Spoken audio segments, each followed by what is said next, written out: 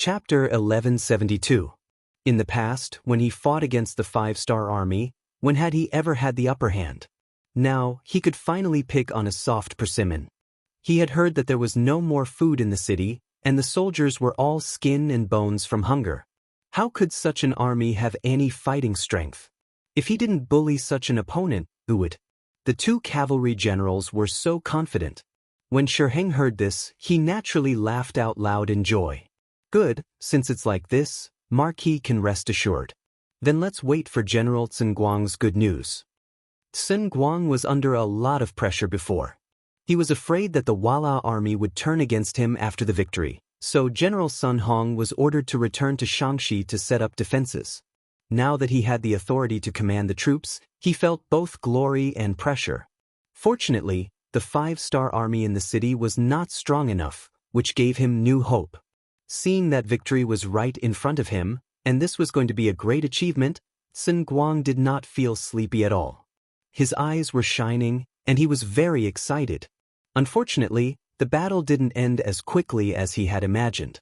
At dawn, the five-star army in the city actually counterattacked and forced the Baiming soldiers who had taken down the city walls with great difficulty back down. Guang was naturally enraged when he saw such an outcome. He immediately gave the order to continue attacking. No matter what, the five-star army in the city didn't have any food. If he didn't use this opportunity to defeat them, he probably wouldn't have another chance in the future. When Xianxia, who didn't receive any good news the entire night, sent someone to ask what was going on, he used the excuse that it was the five-star army's final radiance of the setting sun as an excuse. However, he had a bad feeling in his heart. Even the result that he thought would be a sure win had an accident. Could it be that the five-star army in the city had other tricks up their sleeves? If that was the case, why did he appear so weak and powerless a while ago? Guang couldn't think of it, and neither could most of the others. However, there were some who knew, such as Su Dei, who had been promoted to a major and was trusted by Guang. Just last night, when all the siege troops were excitedly waiting for the news of the opening of the city gate, he took advantage of the fact that no one was paying attention to him to secretly meet the Yangxia Security Bureau personnel. The subordinates sent by Director Feng Liang gave a brief summary of the tasks that Su Dei had to complete. General Su, you've done a good job in dealing with Shi Wanshan and the others. Bugnam of Gojosian is very happy, but he hopes that you can stop being arrogant and make new contributions. When the day comes that you return, Bugnam of Gojosian will personally celebrate with you. Hearing that Yang Chendong valued him so much, Su Dei was very excited. Please tell Bugnam of Gojosian that I will do my best and will not let him down. The spy left and Su Dei began to seriously think about how to complete the latest task. He thought about what the spy said about instigating the relationship between Baiming and the Wala army. He fell into deep thought. Bay City. He led the cavalry day and night in order to launch a surprise attack. When they were about 10 miles away from the city, the scouts sent out from the front brought back good news. The four gates of Bay City were wide open, and there was no defense at all. The scouts even saw people walking back and forth at the city gate, as usual. To be able to become one of the four generals, He was not only very brave, but also very smart. When he fought, he was not only brave but also cautious. Even though the scout had reported, he was still a little worried. He arranged for the cavalry to enter the city and contact the Wara spies in the city to make sure that there was no ambush in Bay City. The scout dismounted and changed into the clothes of the Mongolian people. He then walked towards the gate. He saw all of this and his eyes flashed with excitement. He only had to wait for the scout to say that there was no problem in the city and set off a fire as a signal. He would then lead the cavalry into the city with full force. Then the great achievement would be in front of him. Under He's watchful eyes, the scout successfully entered the city and disappeared from the city gate. About an hour later, a thick smoke rose from the city. This was the signal that they had discussed before. "Hi, it's done. Come, let's charge together. Victory is in front of us." He excitedly jumped onto his warhorse and shouted to his subordinates. Then, nearly 100,000 cavalrymen let out an earth-shattering roar and began to appear from the forest 3 miles away, launching a fierce attack towards the east gate of Mo Bay. With the sound of the horses' hooves hitting the ground, the east gate of Mo Bay City was already in a panic. The soldiers guarding the gate were quickly closing the gate. The people who had set up stalls at the gate were running in panic. They did not even have time to clean up the things on the ground. Go. He Lei's eyes were filled with excitement. He did not expect that this sneak attack would be so successful. Mo Bay City did not even have the slightest bit of defense. This was a great opportunity given to him by God. He must seize it. He Lei's movements were very fast. Under his constant urging, nearly 100,000 Walla cavalry rushed forward like a gust of wind. From afar, it looked like a black tornado. No one dared to look directly at it. As the horses galloped, they were getting closer and closer to the east gate of Mo Bay City.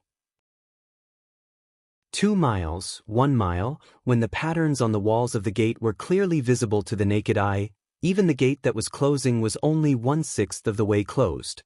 The terrified eyes of the 5-star army soldiers were infinitely magnified. All of the Walla cavalry were shouting excitedly. They seemed to see countless money, women, and power waving at them. Everything was beautiful in front of them. As long as they rushed through the gate that was not closed, everything would be theirs. Without any defense, once they entered the city, no one would be a match for nearly 100,000 cavalrymen. At that time, even if the 5-star army gathered together, they would not have the ability to turn the situation around. When that time came, they would be able to defeat them one by one. Many of the Walla cavalry had a joyful expression on their faces. They were shouting all kinds of things and waving the sabers in their hands non-stop. They were as fast as flying. They came from afar to take the victory that was about to be in their hands. Plop, plop, plop, plop, plop, plop. Just when the situation seemed to be settled, an unexpected scene occurred. A huge pit appeared in front of them. The pit was more than 100 feet long and several feet deep. It was like a beast that devoured people's hearts. It opened its bloody mouth and swallowed the unprepared Walla cavalry into its mouth. They fell into the huge pit. The sudden scene caught the Walla cavalry off guard. In just one move, at least 1,000 cavalrymen fell into the pit and could not climb back up. However, the Walla cavalry was a branch of the Mongolian cavalry and was one of the strongest. They grew up on horseback and were known as the people who lived on horseback. To be able to join the Walla cavalry, it was not an exaggeration to say that they were all elites. Seeing the sudden change, many cavalrymen used their superb riding skills to force their warhorses to stop. Unfortunately, there were too many cavalrymen. Seeing that a great achievement was in front of them, everyone wanted to do something. There was almost no one who was first or last. Everyone was giving it their all. When the horses in front of them stopped, the cavalrymen behind them did not know what was happening in front of them. They continued to charge forward. Under the situation where there was no way to retreat, more and more of the Walla cavalry were squeezed into the pit and became a part of the human flesh pile. He Lei Chong was closer to the front and almost fell into the horse trap. When he realized that the situation was not right, he had already stopped his horse. At the same time, he saw a scene that made him angry. His own cavalrymen had squeezed their own cavalrymen into the pit. This kind of loss and death for no reason made him furious. He loudly shouted for everyone to retreat. However, there were too many cavalrymen and the situation was very chaotic. His shouts had long been drowned out by the cries of alarm. Bastard, bastard, men, blow the horn to retreat, retreat. In a moment of desperation, He Lei called for a guard beside him and had him blow the horn to order the army to retreat. At this time, this action was undoubtedly the right one. Shouts could be drowned out, but the horn would not stop. After hearing the bugle horn for the entire army to retreat, although many of the cavalrymen who rushed over were confused, they still stopped their warhorses and began to turn their horses around and retreat. Seeing that the dangerous situation had been stopped, He Lei patted his chest in fear. However, before he could heave a sigh of relief, an even more shocking scene occurred. Countless cavalrymen with colorful 5-star flags suddenly appeared in North Desert City. There were so many of them that it was too much for the eyes to take in. Then, they were like a dark cloud pressing down from the heavens. Although they were still far away, the sound of arrows piercing through the air could be heard. If both sides were to clash, He would not be afraid of any opponent. He had close to 100,000 cavalrymen. Even if they were to clash head-on, he would not be at a disadvantage. What was worse was that he had just given the order to retreat. Now that his cavalrymen were retreating, it would take some time for him to turn his horse around and charge again. It was obvious that the 5-star cavalrymen would not give them such a chance. He finally realized that everything was just a trap and ambush set up by the 5-star army. However, He, who was slow to realize, could no longer form a joint force among the cavalrymen to counterattack. At this moment, there was only one thing he could do, and that was to retreat. Retreat as far as possible. Only by increasing the distance between both sides could he have the chance to regroup. Chapter 1173. Retreat, all retreat. He had no choice but to give the order to retreat. This time, it was not a temporary retreat, but a mad retreat. It was a competition of speed. From Mo Bay City, 20,000 Mabe army and 50,000 Mongolian cavalry charged out. The 20,000 Mabe army was naturally a ranking military force. Their strength was almost enough to reach the second rank. As for the 50,000 Mongolian cavalry beside them, their true strength was probably not even a third-rank cavalry.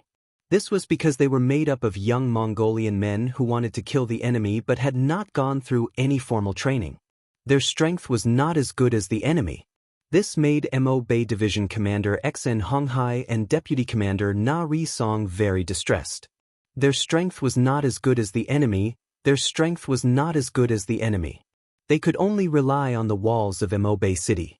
This was the natural barrier that blocked the Walla cavalry.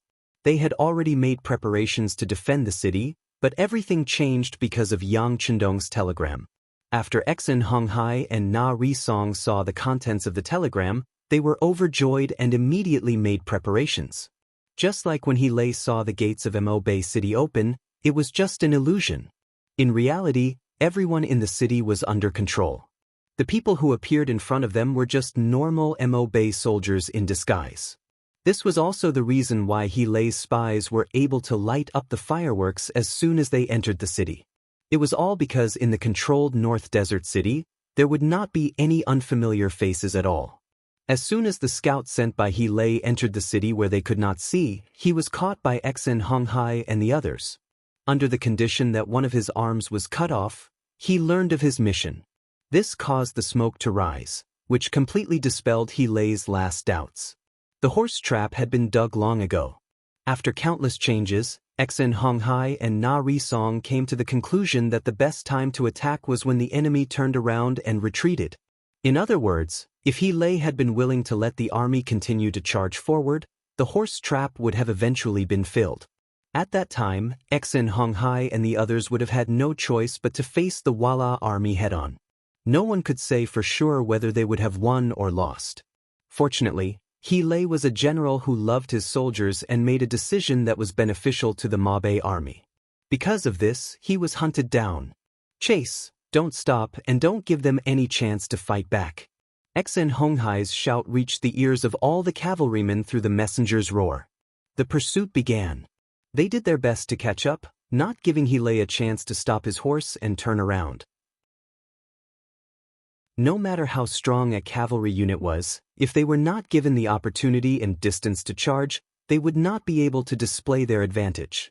Under the pursuit, the Walla cavalry could not even display 30% of their usual strength. Occasionally, some cavalrymen who were about to be caught up tried to fight back, but in the end, because there were too few of them, their strength was too weak, and they were drowned by the Mabe and Mongolian cavalrymen and died regretfully. He, who was running among the troops, would occasionally look back. When he saw his soldiers being caught up and killed by the enemy cavalry, he was naturally furious. But he knew very well that there was nothing he could do. He had lost the initiative, and the army was in the process of fleeing. He had no way to fight back. Even if he gave the order, or even if he led his troops to charge back, it would be a suicide mission. There was no better way. He could only run, and hope that they could use their better horsemanship to escape the enemy's pursuit. At that time, he would gather his main force and charge back. He could already see that the Mabe army and Mongolian troops chasing him were not that strong and were far inferior to the elite Walla cavalry. If they were to fight head-on, he had at least an 80% chance of winning. One side ran, the other side chased, and the distance of 100 miles was covered in a few hours. With the passage of time, the distance between the two sides continued to widen. It was already difficult for the cavalrymen to catch up to the enemy and be hacked to death by a flurry of blades. He breathed a sigh of relief. At the same time, he calculated the distance between the two sides. Once he felt that the distance was far enough, and he could launch a counterattack, he would be the first to stop his horse. That would be the time for him to teach the enemy a lesson. He was still waiting for an opportunity, but how could he know that the opportunity did not exist for him at all? This was because when they had run around 120 li and were about to open up enough distance to counterattack, they had already arrived at a place 50 li away from the Three Peaks mountain. Just as they reached the side of the mountain, arrows were shot out, hitting the vanguard of the cavalry. For a moment, the arrows fell like rain, and the horses lost their footing. The sudden attack caught the Walla army off guard. After losing thousands of cavalry, even more cavalry rushed out of the forest, holding bright 5-star flags. The leader was the Far Eastern Army's commander, Chen Bo. When he and his army passed by the Three Peaks mountain, Chen Bo had already led the 40,000 cavalry to gather here. However, he did not immediately charge out.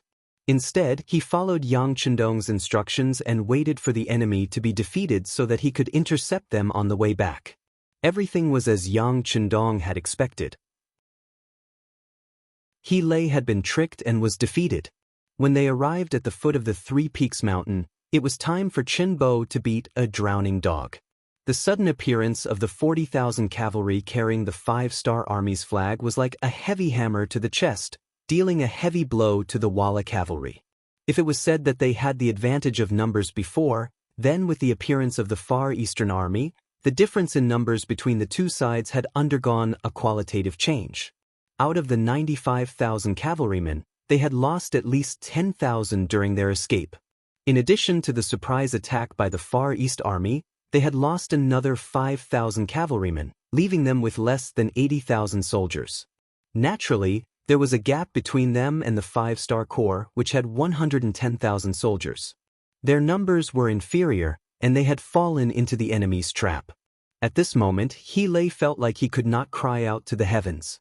At this moment, any action of fighting would only be sending them to their deaths. The only thing they could do now was to escape, and to continuously escape. Retreat, don't continue fighting, retreat. He's heart was dripping blood as he shouted loudly. His personal guards were constantly blowing the bugle horn to retreat. After losing more than 10,000 riders, the Walla cavalry finally broke out of the encirclement and continued to flee to the east. Chase. The two generals, Xen Honghai and Chen Bo, did not hesitate at all and decisively gave the order to continue the chase. For them, the battle had just begun. With Chen Bo's Far Eastern Army blocking the way, the distance between the two sides was once again shortened. The Walla cavalry was beaten until they were scared witless. When they could finally see the 70,000 Baiming army infantry led by Shirwanshan, there were less than 70,000 cavalry left. From afar, He saw many figures in front of him. He saw the Baiming dragon flag raised high, and he also saw the 5,000 Walla cavalry guarding the Baiming dragon flag. The heavens are helping me. He laughed loudly. When he saw the Baiming army infantry, he seemed to see a new hope. With the help of these infantry, it was enough to buffer the enemy. That way, he would have the opportunity to reorganize his army and launch a counterattack. He swore that this time, he would chase down the 5-star army cavalry and flatten North Desert City. He would even massacre the entire city. He wanted to tell everyone what the consequences of angering the Walla cavalry were. Quick, prepare the bows and arrows. Stop the 5-star army cavalry. He kept increasing the speed of his horse. Although his mount was almost at its limit, he did not feel the slightest bit of heartache. He just wanted to be one step ahead and tell the Baiming army to get ready. Then he would launch a full counterattack. As expected of one of the 4 generals chosen by Yeshen, He Lei's horse was extremely fast. He was at least 30 meters ahead of the messenger and rushed to the front of the Baiming army. Following these shouts, countless soldiers of the Baiming army raised the bows in their hands. A murderous aura came from them. Facing the scene of tens of thousands of cavalry waiting to be shot, He Lei was not only not afraid, but also excited. These were all his allies, his friends. Next, he just needed to wait for the arrows to pass and disrupt the enemy's pursuit formation. Then, it would be time for them to launch a full counterattack. He Lei still had a smile on his face. He did not notice that a general of the Baiming army was aiming a strong bow at him. This person was General Ancient River. He had fought with the Walla cavalry countless times. He did not know how many soldiers and trusted generals had died in their hands. This hatred was not something that could be erased by the emperor's decree or by the fact that both sides were allies. Previously, he was thinking about the big picture. Even if he wanted to, he could not do anything excessive. But now, he was a member of the 5-star army. It was reasonable for him to make a move now. At the same time, it was also a great achievement.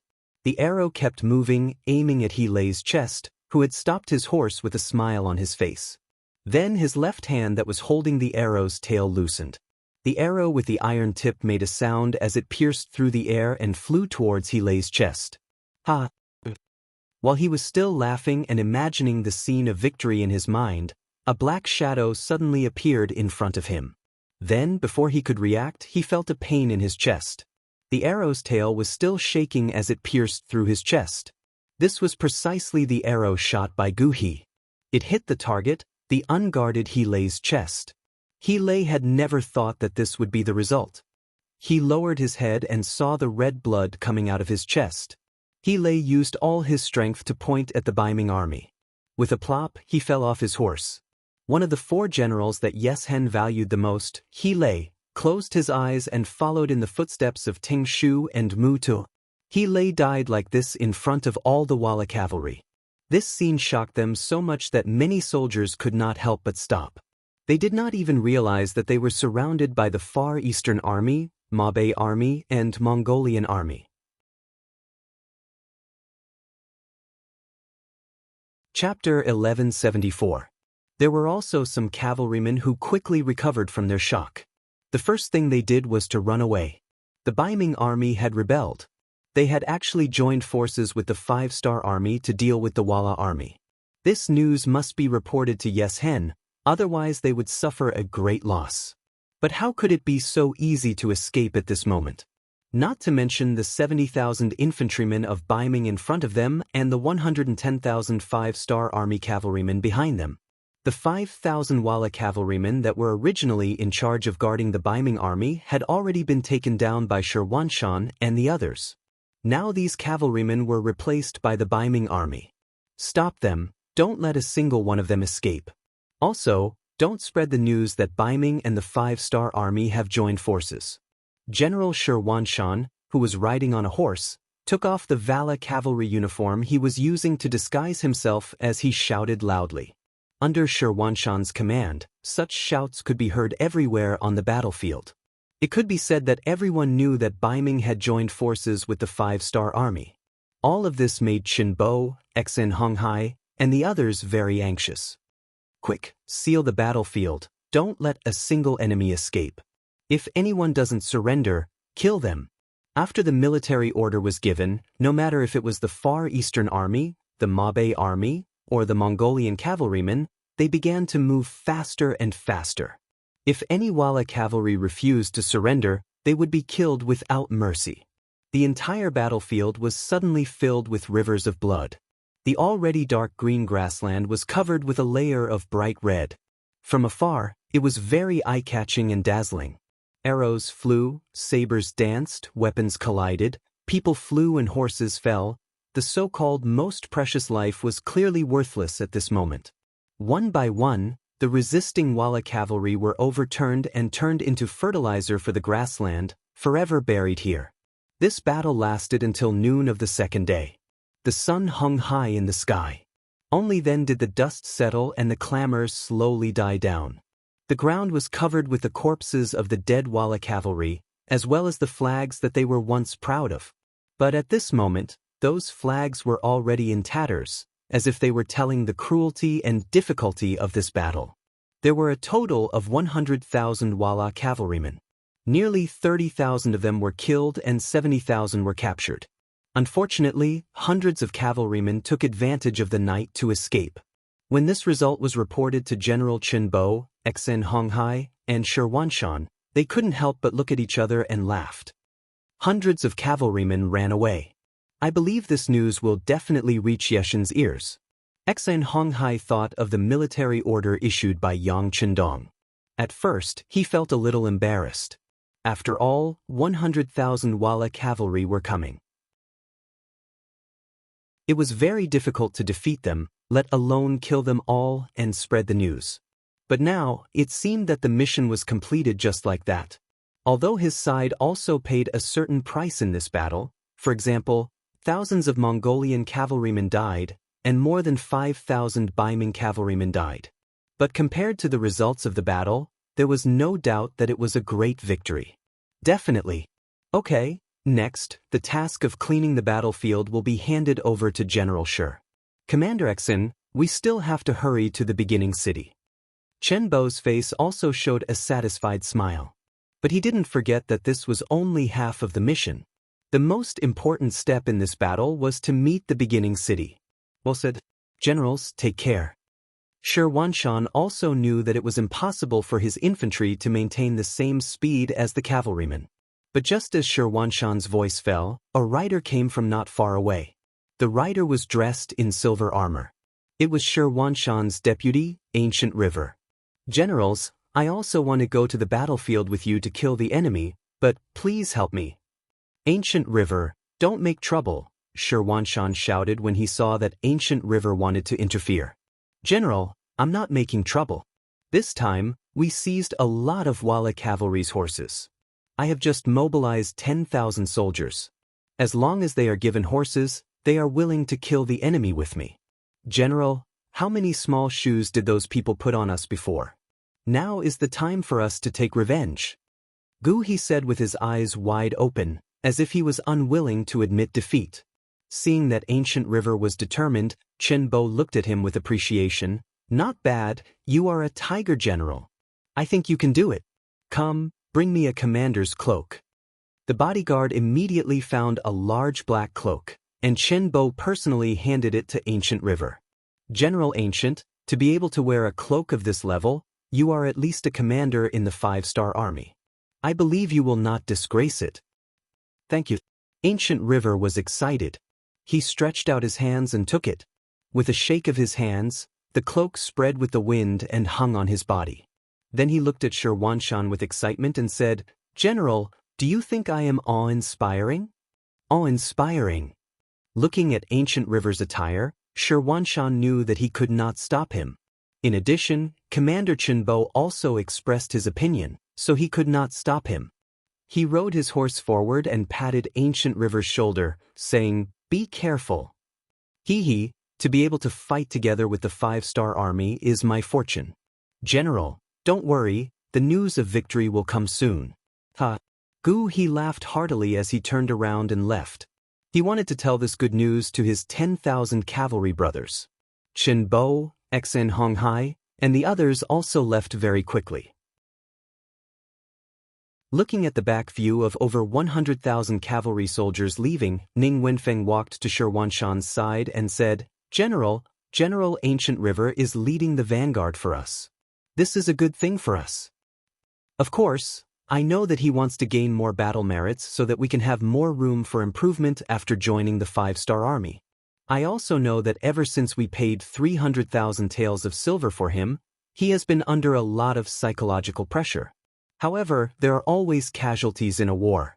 I just hope that he can come back safely. Xianxia sighed and said. Ning Wenfeng nodded heavily. We have been through many trials and tribulations. We have to believe in Brother Ancient River. He will definitely be fine. In the Baiming army's barracks at the foot of the Origin City. Under the continuous siege, not only was the Origin City not broken, but it seemed to be more solid. At least the five-star army in the city resisted more than before. This rather unusual action made many people very surprised, and also had a feeling of puzzlement. Su Dei, like many generals, often showed a thoughtful expression. However, everyone didn't know that his thoughts were different from everyone else. He had been thinking about how to complete the task given by Yang Chendong and how to instigate the relationship between the Baiming army and the Wala army. As usual, he walked out of his tent. Unlike some people who like to think about things behind closed doors, Su Dei liked to look around and keep walking to find the answer to the question. Perhaps no one in the entire barracks knew better than him what happened in the grassland of the North Desert 3 days ago. Who would have thought that 100,000 Wala cavalry would be defeated like this? In the end, only a few hundred of them escaped. This would be a big earthquake and completely tear apart the alliance between the Baiming army and the Wara army. This was undoubtedly something that the five-star army hoped to see. Now, what he needed to do was to not give the two sides a chance to argue. Thinking and walking, he unconsciously came to the junction between the Baiming army and the Wara army. What he saw was the Wala cavalry cooking. The smell of meat was still far away, but it had already drifted over. When the smell entered his nose, Su Dei instinctively twitched his nose. Then an idea came, which made the corners of his mouth curl up slightly. And on the same night, the important place where the Baiming army stored grain and fodder suddenly caught fire. Although it didn't involve too much grain because of the timely rescue, it still scared the admiral, Marquis Wuxia, Xianxia. The grain was sufficient, but it was so laborious to attack the first city. He really didn't dare to imagine how the war would go on without grain and fodder. Therefore, in the general tent, after he severely punished the grain officer 50 times, he ordered people to investigate the matter to see what caused the fire. Xianxia even had a thought. Could the fire be set by the five-star army? The general was angry, and the efficiency of the people under him was much faster. Just at dawn the next day, the generals sent to investigate reported that someone saw 2 Wala soldiers appear around the grain storage last night. This news made Xianxia's face change greatly. Is the news reliable? Did the 2 people catch them? Reporting back to Marquis, no. You also know that we are allies now. Besides, it was dark at that time, and I didn't see their faces clearly. I only recognized them as Wala soldiers from their clothes. The general in charge of the investigation bowed his head and answered. But he would never have thought that the 2 shadows were just Su Dei and his most trusted soldiers in disguise. This was also the simplest way that Su Dei thought of to drive a wedge between the 2 armies. Xianxia didn't know this. What he now learned was that Wala soldiers wanted to set fire to his grain and fodder. What did they want to do? Did they want to fall out with him? Come, immediately invite General Fang and General Hu. This was a matter of great importance, and it was far from what he could decide alone. He now needed to find someone to discuss what to do if this matter was true. After a while, Liaodong General Fang Dingshan and Datong Vice Chief Zhenguang appeared in the general tent. The 2 of them learned the truth of the matter from Xianxia. No way, we are allies now. Zhenguang exclaimed after hearing the news. Obviously, he never thought of this result. Allies? That's only for now. Not in the past or in the future. Fang Dingshan looked indifferent and didn't seem to be surprised.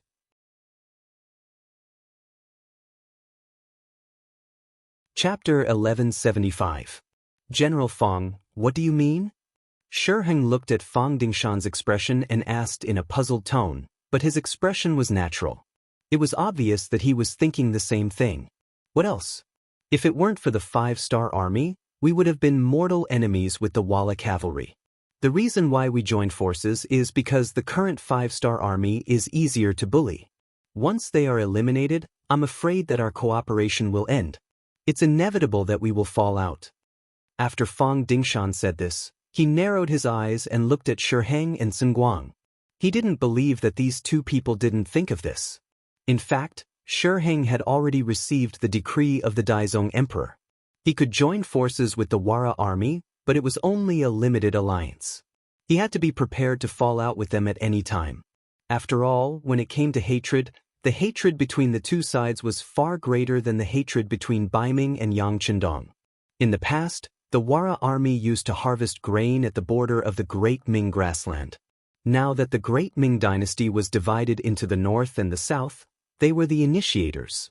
Not long ago, Fang Dingshan led 70,000 Liaodong cavalry to harvest grain in the Wara army's territory, killing their people and stealing their livestock. It was impossible to say that there was no hatred in everyone's heart. Shi Heng was naturally very clear about these things. He knew that the hatred between the two sides was already irreconcilable, but there was one thing he couldn't figure out. Why did the Wara army choose to attack them at this time? Did they want to join forces to deal with the five-star army? Shi Heng raised the question in his heart and then looked at Fang Dingshan, wanting to see what the other party thought. "Mahi, don't look at me. The reason why they did this is probably because they think that we can't take down the first city. Since that's the case, our allied forces will have to disperse sooner or later. If they can cause us some trouble at this time, that's naturally good. By the way, Marquis, please don't forget that the Shajing city and Jingzhou city that we're occupying used to belong to the Tile tribe." Speaking of this matter, Fang Dingshan did not even hesitate. It was clear that he was not optimistic about this alliance. This had a lot to do with Fang Dingshan's personality. He was originally a very arrogant person. In his eyes, only Baiming was orthodox. The five-star army, the World Wara, and even the Southern Ming dynasty would all submit to Baiming soon. His mission was to conquer them, defeat them, and establish an immortal achievement. With such thoughts in mind, he had long regarded everyone as his enemy. In that case, it would be normal for the enemy to do anything to harm him. There was nothing strange or suspicious about it. If these thoughts were known by Su Dei, he would be very happy. This proved that his plan to sow discord had succeeded. "You're right. It seems that we have to be careful of them. By the way, Generalson, how confident are you in taking down the first city?" Shi Heng nodded in agreement. What Fang Dingshan said was roughly the same as what he thought. However, there was one difference. In his eyes, the five-star army was a bigger enemy. No matter how strong the World Wara was, they were only able to move freely on the grassland. In contrast, Bugnam of Gojoseon had the ability to penetrate the hinterland of Baiming. This was what he needed to guard against the most.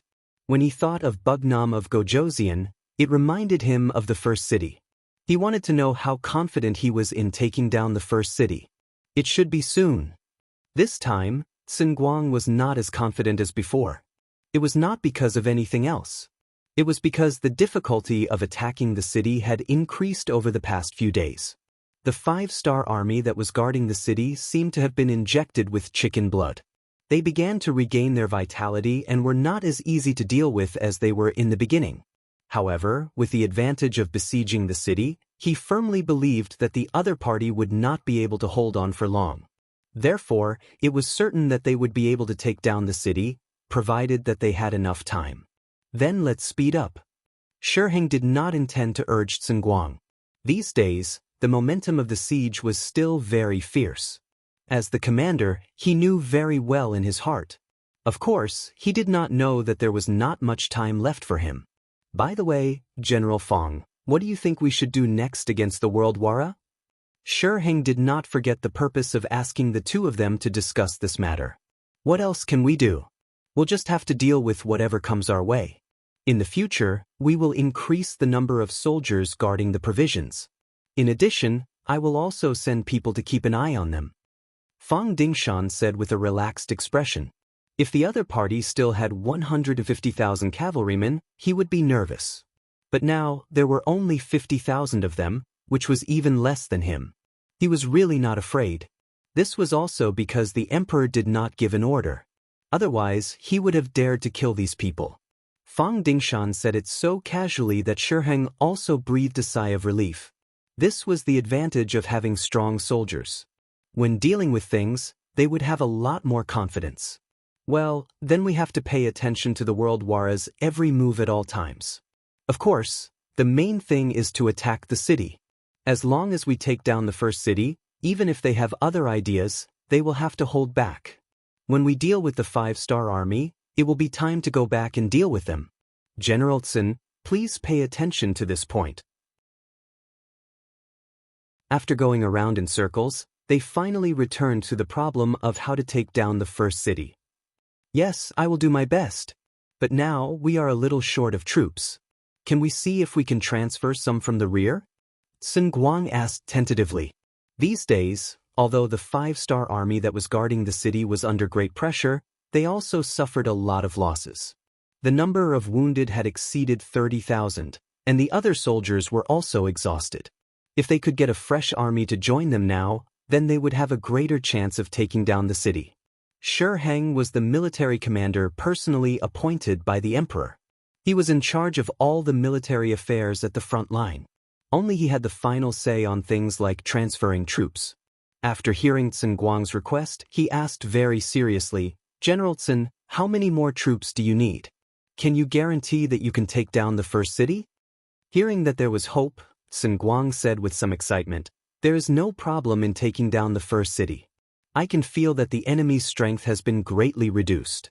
Now it is just a little bit away. If Marquis can give me an additional 100,000 troops, then I am confident that I can take down the city within 5 days. If it is not possible, I am willing to offer my head. This was equivalent to giving a military order. If there were really 100,000 fresh troops, they could attack from the 4 city gates regardless of day or night. It was really possible to take down the city in 5 days. So confident? That's good. Marquis will immediately give the order to transfer troops. Shi Heng was also very excited when he heard this. Although the transfer of 100,000 infantrymen was not part of the plan, it would be a great achievement if they could take down the first city. Not only would he be able to report to the emperor, but he would also be able to obtain a great achievement. Thank you, Houyi. Hearing that the matter was approved, Sun Guang was also very excited. The meeting ended. Shi Heng found his messenger and took out the tiger troop talisman. He asked them to go to Tulu City, Sambulachuan City, Shajing City, and Jingzhou City to transfer troops. Tulu City was the fortress of the rear base of the Baiming army. There were originally 50,000 soldiers there. They were responsible for guarding the provisions, and if there were any changes, they would be reinforcements. When Shi Heng gave the order, 40,000 of the 50,000 soldiers were transferred. Sambulachuan City had fewer soldiers. There were only 30,000 soldiers guarding the city. Among them, there were 10,000 wounded soldiers who had retreated from the front line. Shi Heng gave the order, and 20,000 healthy soldiers were transferred away, leaving only 10,000 injured soldiers behind. If there were no external forces, there wouldn't be any problems. There were 60,000 soldiers out of 100,000. The last 40,000 soldiers could only be sent to Shajing City and Jingzhou City. This made it difficult for Rong Xiao, who was in charge here. As a businessman, he knew that if he wanted to expand his business, he could not do without his own people in the imperial court. How could he be considered one of his own people? Of course, it was not as good as being an official himself. Once he became a pillar of the country, who would dare to cause trouble for him in the future? After a discussion with the Rong family, Rong Xiao finally gave Shi Heng 200,000 taels of silver. In addition to his contribution in successfully instigating the rebellion of the 2 cities, he was promoted to general of the 2 cities. He became Shi Heng's favorite person. When Shi Heng gave the order, Rong Xiao knew that his chance to perform had come. He called Su Yuan over and said with a troubled expression, "The opportunity is here.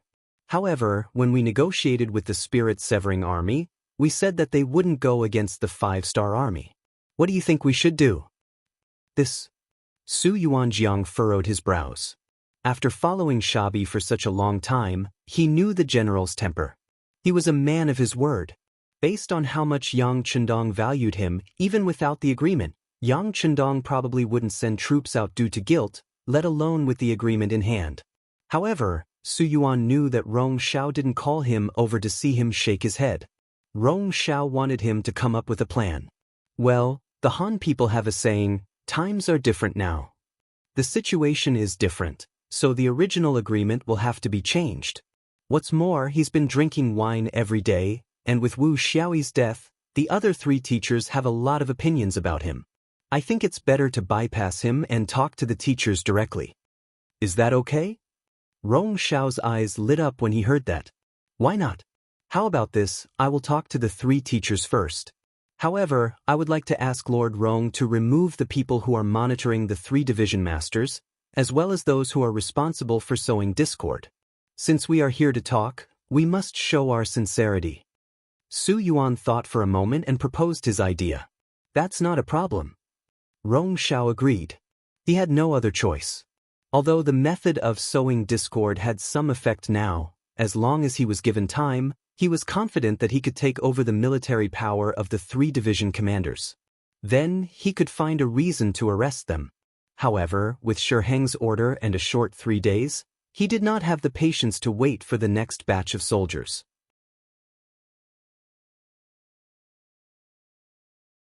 Chapter 1176. Su Yuan left Rong Xiao's place and went straight to the residence of Kong Ji, the commander of the new 2nd Army's 1st Cavalry Division in Shajing City. In the Kong residence, Kong Ji was very surprised when he found out that Su Yuan was outside the residence and wanted to see him. He couldn't figure out why the other party wanted to see him at this time. Well, since he's here, I'll invite him in. Kong Ji and Su Yuan sat opposite each other in the living room of the residence.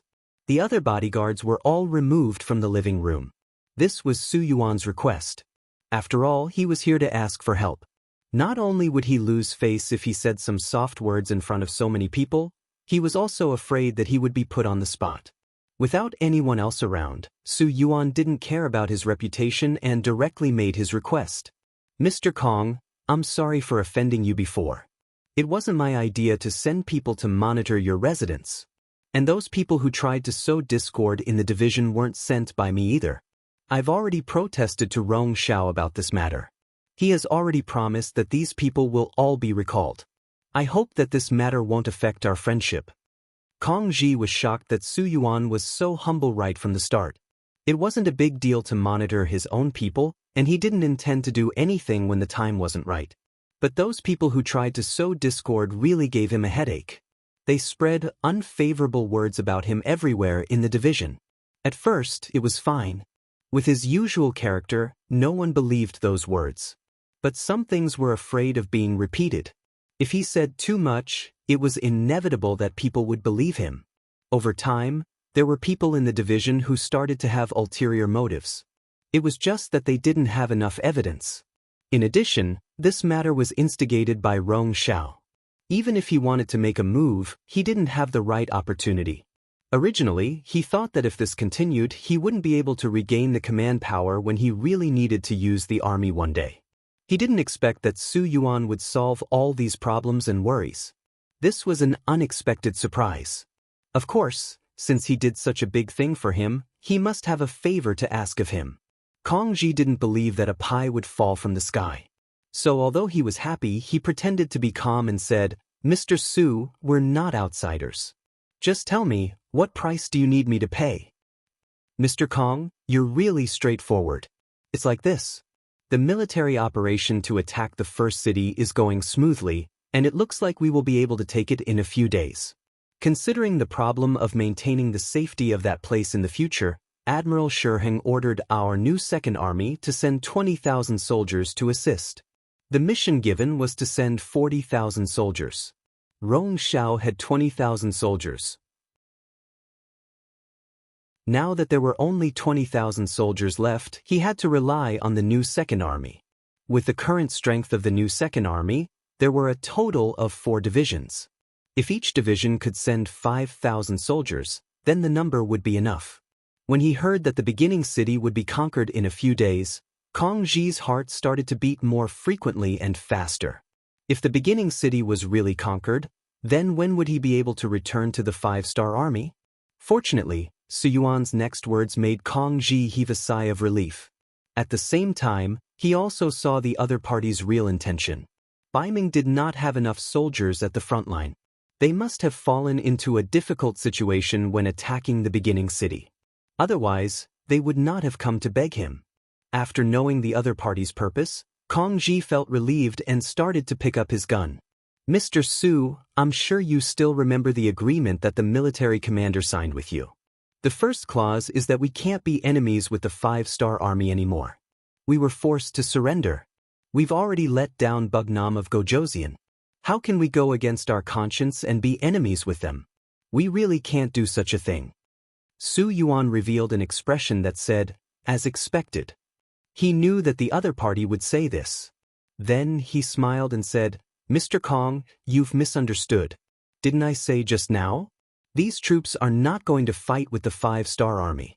They are only responsible for the defense of the beginning city in the future.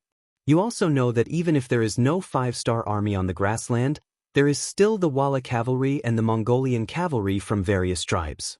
They are not so easy to deal with. The beginning city is such a big city in front of us.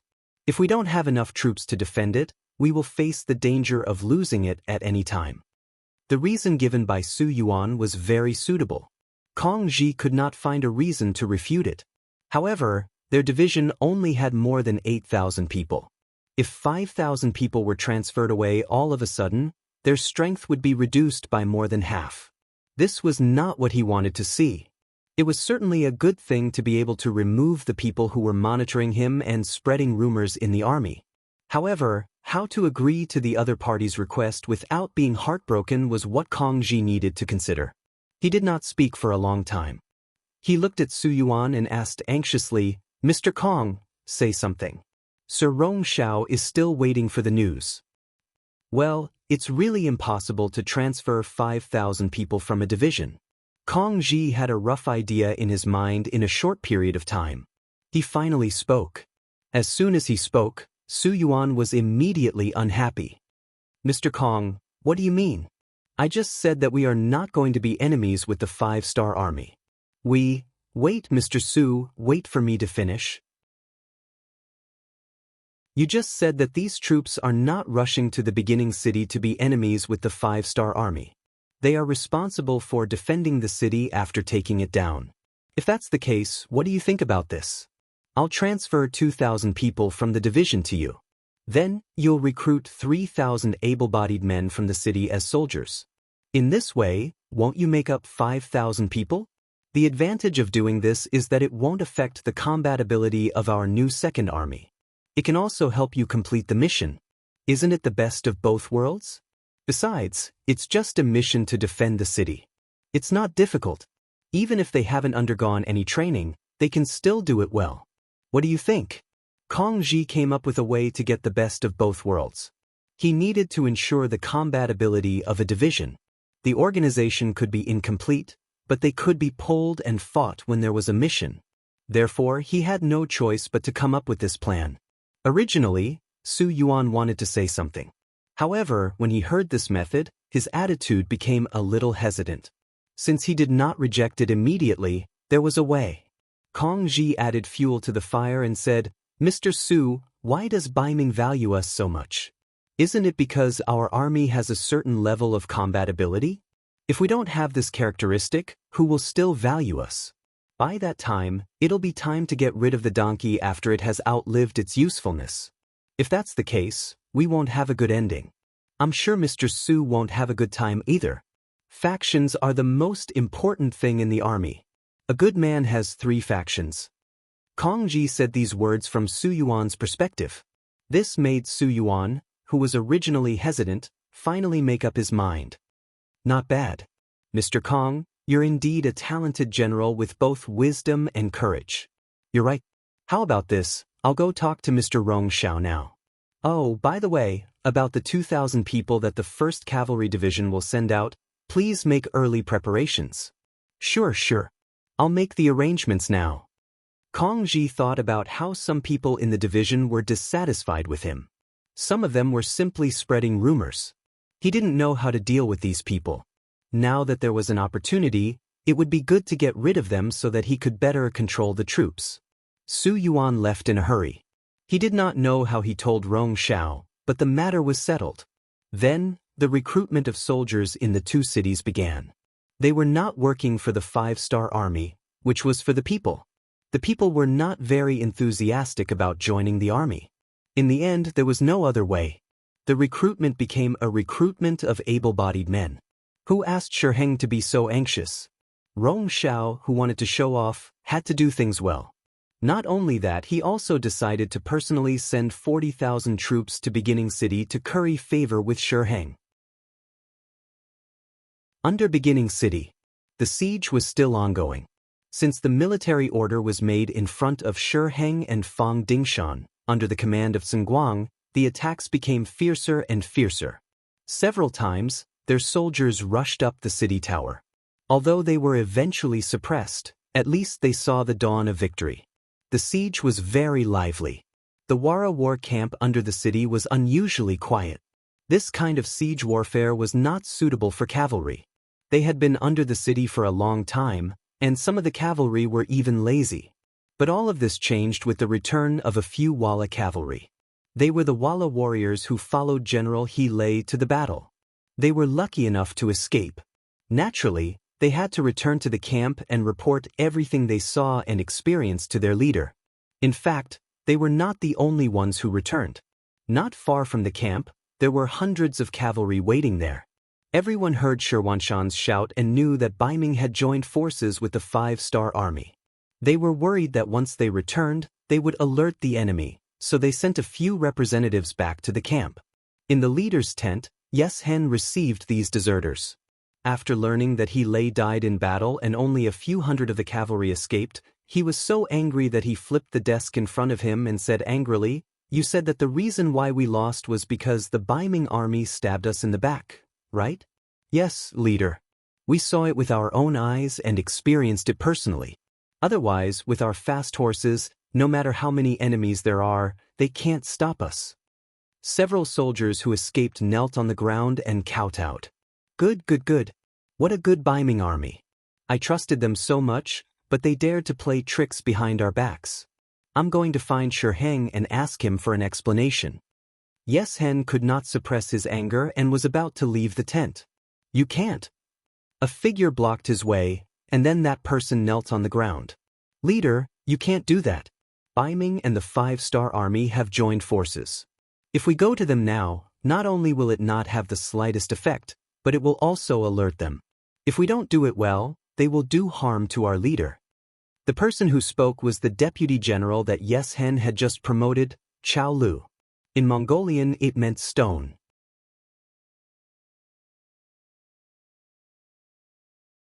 Chapter 1177.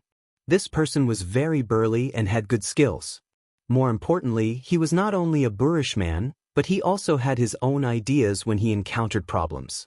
Ever since he was discovered by Xianxia, he was promoted to be a deputy general by his side, in charge of his own safety. Sometimes, he would even lead troops to become a general. When Chao Lu blocked the way, Xianxia wanted to kick him away out of anger. However, when he heard that the Bai Ming army would be a threat to his safety, he quickly calmed down. Whether it was the battle with Tutabuhua or the battle with the 5-star army, although he had failed many times, he still lived until now because of his carefulness. For such a person, if you asked him to take risks, he would never do such a stupid thing. Since he could not meet Xianxia, there were some things that he could not figure out what was going on. He could not help but feel a little unwilling. He suppressed his anger and asked Chao Lu, "Let me ask you, do you think the Bai Ming army and the 5-star army have really joined forces?" "I don't know, but I don't think so. If that's the case, why are they attacking the beginning city so fiercely? Moreover, they did not ask for our help from the beginning to the end. This makes no sense." Chao Lu shook his head. "That's right, that's what I think as well. If the Bai Ming army and the 5-star army have really joined forces, what they should do is to besiege us instead of acting for us. Besides, their deaths and injuries are real. I don't believe that they will betray us." Xianxia nodded and agreed with Chao Lu's words. Although he was puzzled when he turned around and saw the few cavalry warriors kneeling on the ground, he became suspicious again. He knew these people, and 2 of them were He Lei's bodyguards. They would never lie to him. Then who was telling the truth? To be able to become the leader of the Wara, Xianxia was indeed smart. He quickly thought of a way. He said to Chao Lu beside him, Go to Xianxia's tent. Don't tell him anything else. Just tell him that I have caught a cold and am sick. Ask him to come and see me." When he heard that he was going to Xianxia's tent, Chao Lu's heart skipped a beat. He thought that the leader wanted him to question the other party. However, when he heard that it was just a message, he immediately felt relieved. Leader, you mean to bring Shiheng to our camp and then you can question him yourself? Not bad. He nodded his head in satisfaction. He was happy for Qiao Lu's intelligence. At the same time, he said, I want to ask him myself. What's going on? If this is really a trap set by the 5-star army, then he needs to give me an explanation and give me enough compensation. 100,000 elite cavalrymen, just thinking about it makes my heart ache. After years of constant battles, Yeshen's strength had been greatly reduced. Now, he only had 50,000 cavalrymen with him and 80,000 cavalrymen in the Hanoi headquarters. In total, he only had 130,000 cavalrymen left. This time, he had lost nearly half of his forces. Anyone would be heartbroken. After knowing Yeshen's intention, Qiao Lu knew what to do. He agreed and left the tent. In view of the fact that the provisions were almost burned, Shiheng increased the surveillance of the Walla army camp. When a few cavalrymen suddenly entered the Walla army camp, he became alert. Although he didn't know where these cavalrymen came from or what they wanted to do, he instinctively became vigilant. At this moment, Qiao Lu came. Using Yeshen's illness as an excuse, he asked Shiheng to go to the Walla army to discuss the next step of the battle plan. Oh, Leader, Yeshen is sick. Is there anything wrong? Sigh, how could such a strong body get sick just like that? How about this? I'll immediately send people to bring a skilled doctor. As for Marquis, he's really busy with military affairs, so he won't go. Just like how Yeshen didn't dare to come to his tent, Shiheng was also afraid of death. Who knows if he's really sick, or if he's just trying to trick me to go over and harm me. Not only did Shiheng not go, but he also wanted to send a doctor with him. Qiao Lu, who was afraid of being exposed, of course didn't agree. He could only say that the leader's illness wasn't serious. The Walla army also had their own doctors, so they didn't need to trouble Shiheng. As for the discussion of the battle plan, they would wait until their leader recovered. Qiao Lu came in a hurry and left in a hurry. Looking at his back, Shiheng coldly snorted. This is clearly a trick to trick me into going to your camp. It seems like there really is something wrong with the Wara army. Someone, go invite General Fong over for the discussion. Not to mention that Shiheng was already on guard. When Qiao Lu returned to the camp and told him what happened, Yeshen's expression changed again and again. So, Shiheng is guilty and doesn't dare to appear? Yes, leader, that's the feeling I get.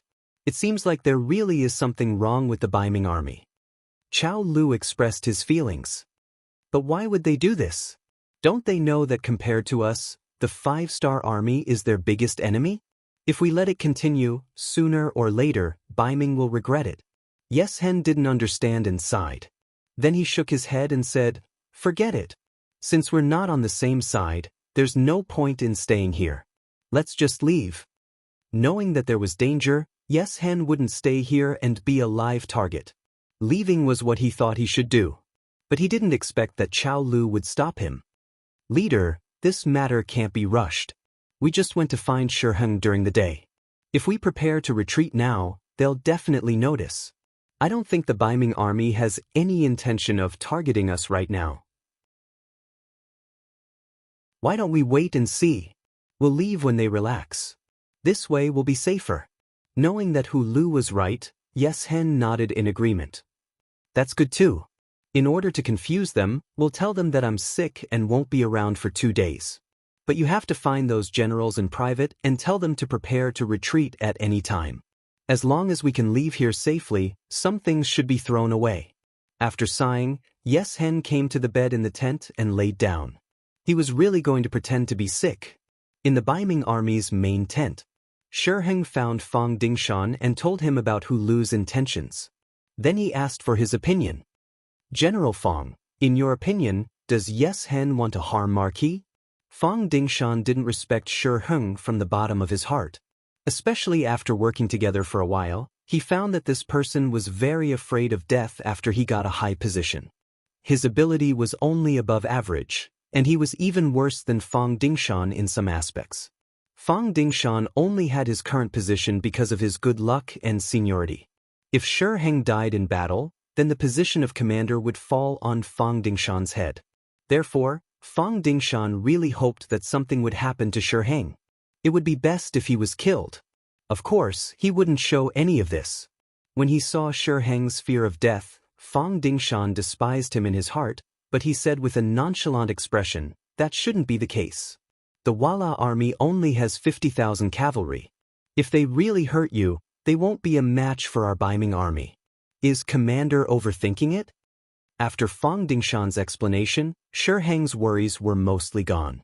Thinking about it, if they really wanted to harm the Baiming army, the Wala army would have acted before the 100,000 cavalry left and not now. Now that there was no news of the 100,000 cavalry leaving, it was indeed not the time to act. He shook his head and said, "It seems like Marquis is overthinking it." "Commander, you must be overthinking it." Fang Dingshan chuckled. At this moment, a soldier outside the tent asked to see him. The moment he entered the tent, he confirmed that he was indeed sick. Now, the news had spread throughout the entire Vala cavalry camp. Under normal circumstances, when a general was on the battlefield, even if he was sick, he wouldn't tell anyone. This could easily affect the morale of the army. Therefore, Shi Heng never thought that Yes Hen would pretend to be sick. "Okay, you can leave." After telling the soldier to leave, Shi Heng chuckled. "It seems like Marquis is overthinking it. Forget it, let's not talk about this anymore. Marquis just got the news that the 100,000 soldiers from the 4 nearby cities are about to arrive. At that time, it will be time for us to attack the beginning city. General Fang, our chance to make a great contribution is coming." Then I shall congratulate you in advance, Commander." Fang Dingshan cupped his hands together. Then there was a burst of laughter in the tent. 50 miles away from the northeast of the beginning city, an army that stretched far away was gathering here. They were the troops of Bugnam of Gojoseon, Yang Chendong, who had rushed here from the direction of the Wulu Bone River. In fact, they had been here for more than a day. Considering that the other troops had not yet arrived at the designated location, Yang Chendong ordered the army to stop and rest. Everyone was exhausted from the rapid march. Next was the counterattack, and their physical strength must keep up. "Tell the soldiers to eat some dry food, rest more, and don't light a fire." Yang Chendong instructed the captain of the Longwei 1st Brigade, Chiu Vi. Chiu Vi took the order and left.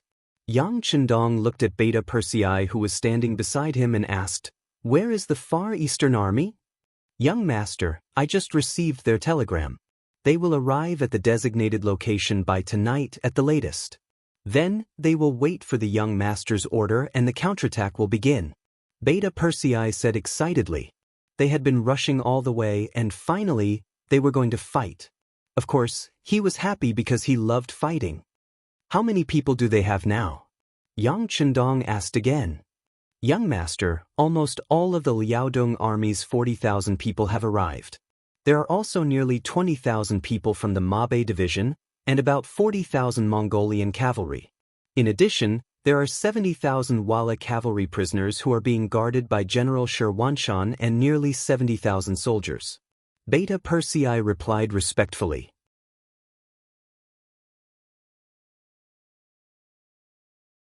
Chapter 1178. Okay, Yang Chendong's eyes showed confidence when he heard that there were 100,000 cavalry to help. "Tell Wang Shan to inform Tiger's Man that we will launch a full-scale counterattack tomorrow morning. We will make the enemy pay the price and let them remember this painful lesson." "Yes," Beta Persei agreed and turned to leave when he heard that the battle was tomorrow. "Wait, send a telegram to Feng Liang and tell him to inform Shabei to regain control of Shajing and Jingzhou City and cut off the retreat of the Wala cavalry." Yang Chendong thought that if it were not for the participation of Yeshen's troops, the Baiming army would not have been able to attack New City for such a long time without any worries. He was determined to hit them hard and even had the idea of taking down Yes Hen. The telegrams were sent out one by one. Chen Bo, the commander of the Far Eastern Army, who received the telegram, issued an order to inform the troops to have a good rest tonight and start the counterattack tomorrow morning. The telegram was sent to Tiger's Man in Jingzhou City, which made him excitedly slap the desk. A good desk was ruined just like that. "Immediately inform Lord Yu, Division Commander Yang Si and other division commanders to come to the military headquarters for a meeting. Mang laughed heartily. After waiting for more than a year, news of the counterattack had finally arrived. It was time for him to vent his frustrations. Shajing City. Director Feng Liang, who had been hiding in the basement, almost shouted out in excitement when he received the telegram from Yang Chendong. After suppressing the excitement in his heart, he gently knocked on the wall door leading to the ground room. After a while, Xiaobei walked in. Since Rong Xiao left with 40,000 soldiers, most of the people who were monitoring him before also left, leaving only 2 people on the big tree outside the courtyard. They were only responsible for watching Xiaobei and not letting him leave the hospital. As for the situation in the courtyard, they didn't even want to look at it. A drunkard was not worthy of their attention. As soon as he entered the basement, he saw Feng Liang's excited look. Xiaobei was also happy, but he still asked tentatively and expectantly, "Director Feng, is there any good news?" "You're right," the 6th young master called. "Take a look at it yourself," Feng Liang said and handed the telegram to Xiaobei. Then he saw the dignified man, who had silently swallowed all the grievances he had suffered, burst into tears. Good. The 6th young master still believes in me. He has also given me an important task. This is the time for us to shed our shame. These days, Xiaobei's mental pressure was great. He had no choice but to surrender, and there was even an element of faking it. But how many people could understand him? Could the 6th young master really understand him? At least if it were him, if his subordinates publicly announced their surrender to Baiming, he would not believe them no matter what. Putting himself in Baiming's shoes, did Yang Chendong really trust him that much? This had become the biggest question in his heart all this time.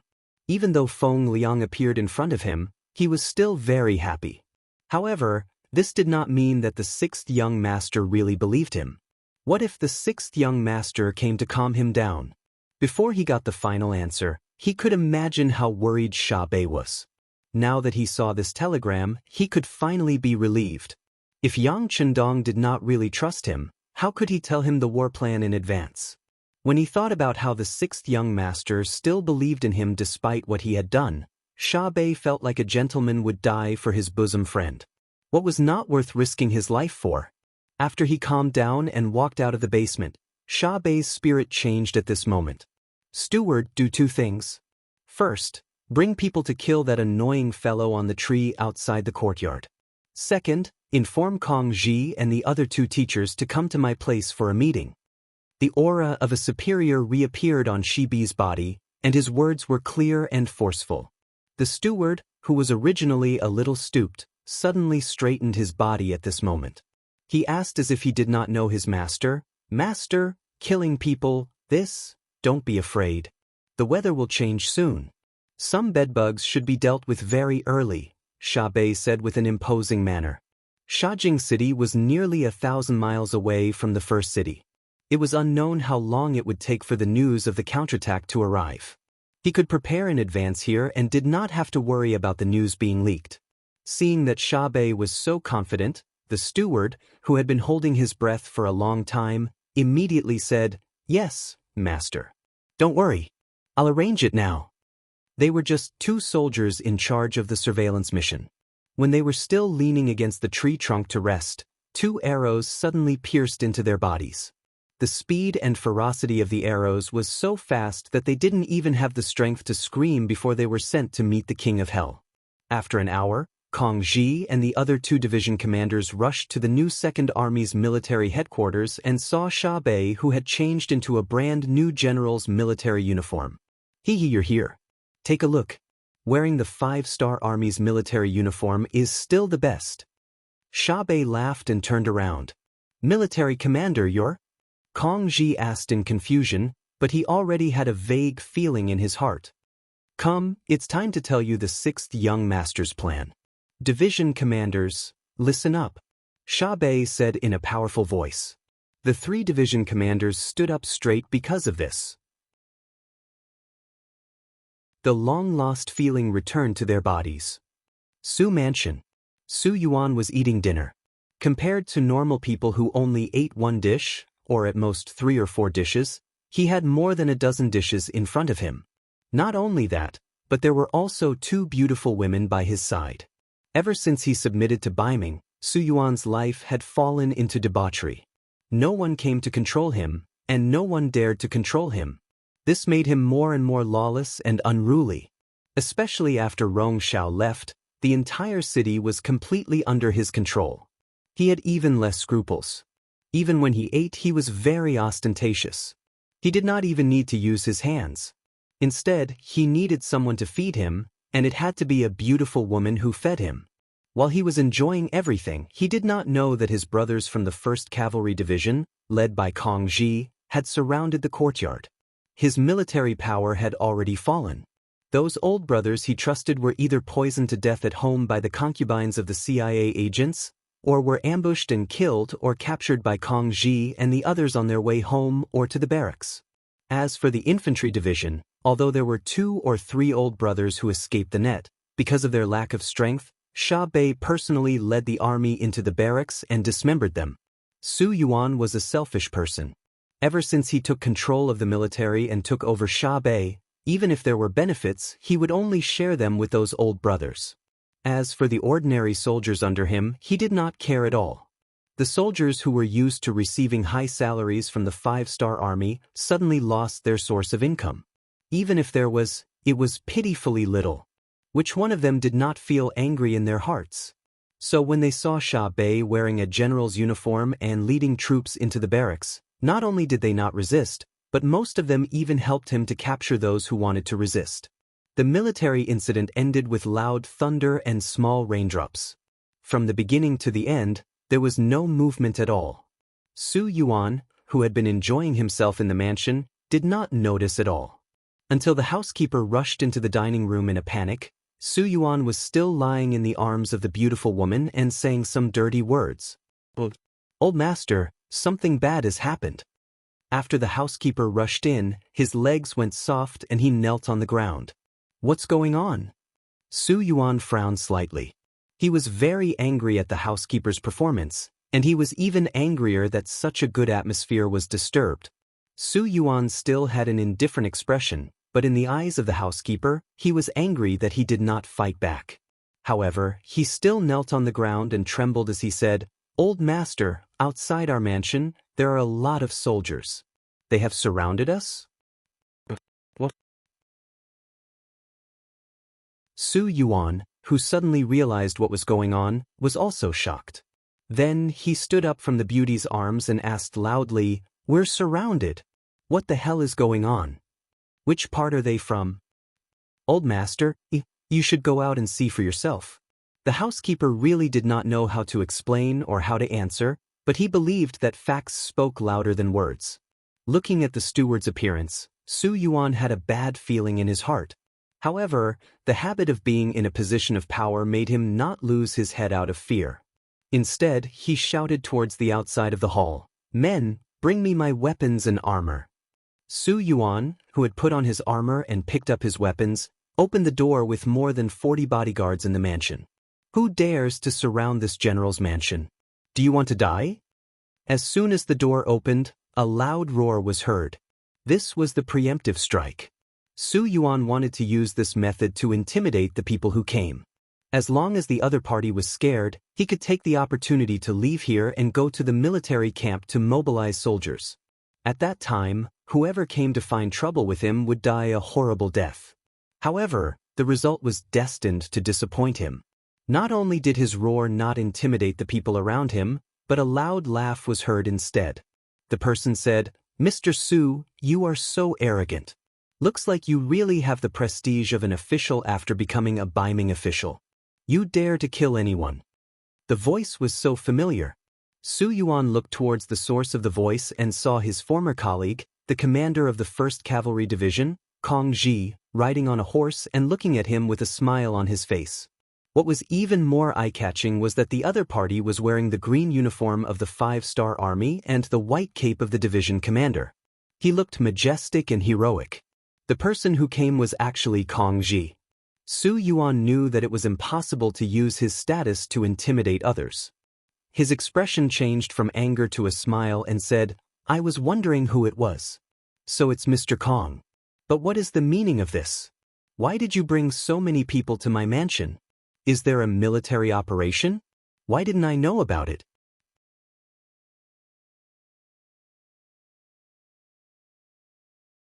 Chapter 1179. He was just pretending to be confused.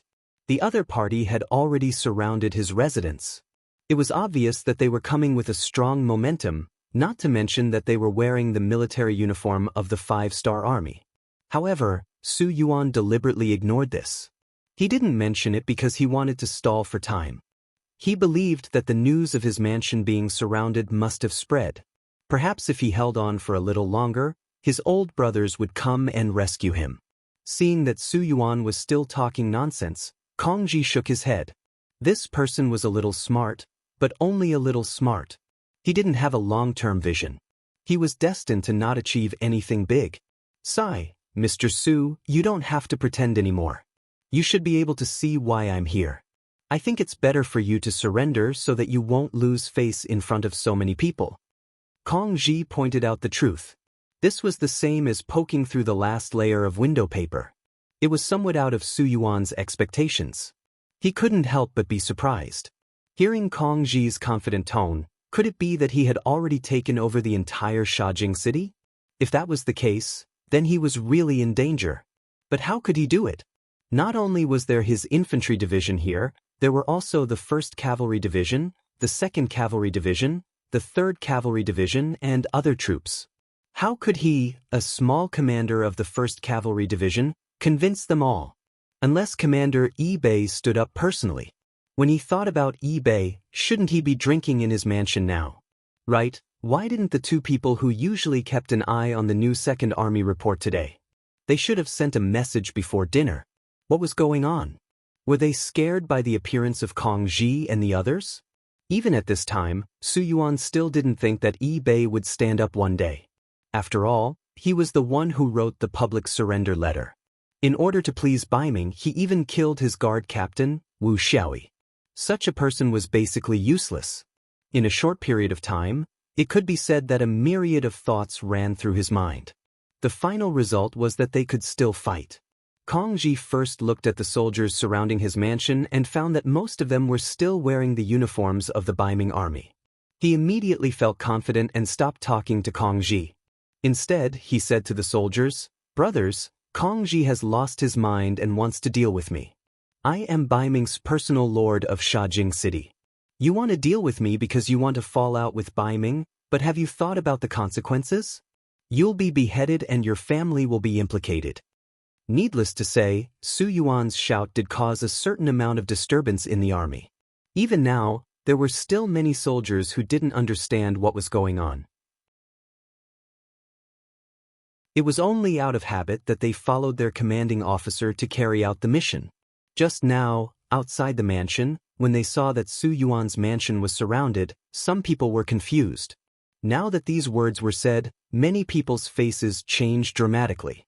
Some even looked at the leader, Kong Ji, with a somewhat different gaze. This change fell into Su Yuan's eyes and naturally made him very happy. He immediately added fuel to the fire and said, "This is clearly Kong Ji wanting to offend his superiors. This is all his own idea. Brothers, don't be confused and make mistakes with him. How about this? I will only catch the ringleader and don't care about the accomplices. If anyone is willing to follow me, it will be a meritorious performance. Later, not only will I not hold him accountable, but I will also reward him." The soldiers who were originally at a loss and muttering in their hearts became more hesitant after hearing Su Yuan's shout. Some people were even considering whether to stand by Su Yuan's side. Kong Ji didn't expect that at this time, Su Yuan could still make such a counterattack. He couldn't help but be amused for a moment and said, "What? Is this the final battle of a trapped beast? Do you really think that I didn't prepare at all before coming here? Humph. If you want to die, then this division commander will fulfill your wish. Come, invite the commander." Just a moment ago, Si Bei had already arrived, but he didn't stand out. Instead, he stood outside the team. Kong Ji had already seen this. He thought of what Commander Si Bei said in the previous meeting. He said that he didn't want to face the traitor Su Yuan. so he didn't have the intention to invite the commander. But now, the morale of the army was obviously shaken. If the commander didn't come out, then it was very likely that there would be a problem. The moment Si-Bei called for the commander, the crowd in the team panicked. Just as many people looked around, Si-Bei appeared. He was wearing the 5-star Army's uniform, especially the shining golden beads on his shoulder. Even though the sky was about to turn dark, they were still very dazzling. Si-Bei finally appeared. When Kong Ji called for the commander, Su Yuan felt that something was wrong. This seemed to be completely out of his control and even imagination. And when he saw the Shui appear, this feeling became reality, making him feel as if he had been struck by lightning. A commander was a commander after all. His prestige wasn't something that Division Commander Kong Ji could compare with. In particular, there were all kinds of people. Due to the lack of time, there were people from all divisions. Kong Ji was only a division commander of the 1st Cavalry Division. It was obviously difficult for him to completely control them. But when it came to Si-Bei, this wasn't a problem. As a commander, which soldier wasn't his former soldier? Si-Bei's appearance caused the noisy discussions from before to immediately disappear. The situation was immediately reversed, and Su Yuan was pressured to the point that he couldn't breathe. After being stunned for a few breaths, Su Yuan's expression turned from black to white and then back to black. When he saw Si-Bei appear, still wearing the 5-star Army's uniform, he knew that things were going in the worst direction. But he still wouldn't give up without a fight. He was very clear what kind of role he had played before and how many things he had done wrong to the 5-star Army. In the new 2nd Army, anyone could surrender, but he couldn't. Based on what he had done, even if Si-Bei didn't kill him, he wouldn't be able to answer to Bugnam of Gojoseon. He didn't have any friendship with Yang Chendong. He didn't believe that Yang Chendong would spare him, a two-faced person.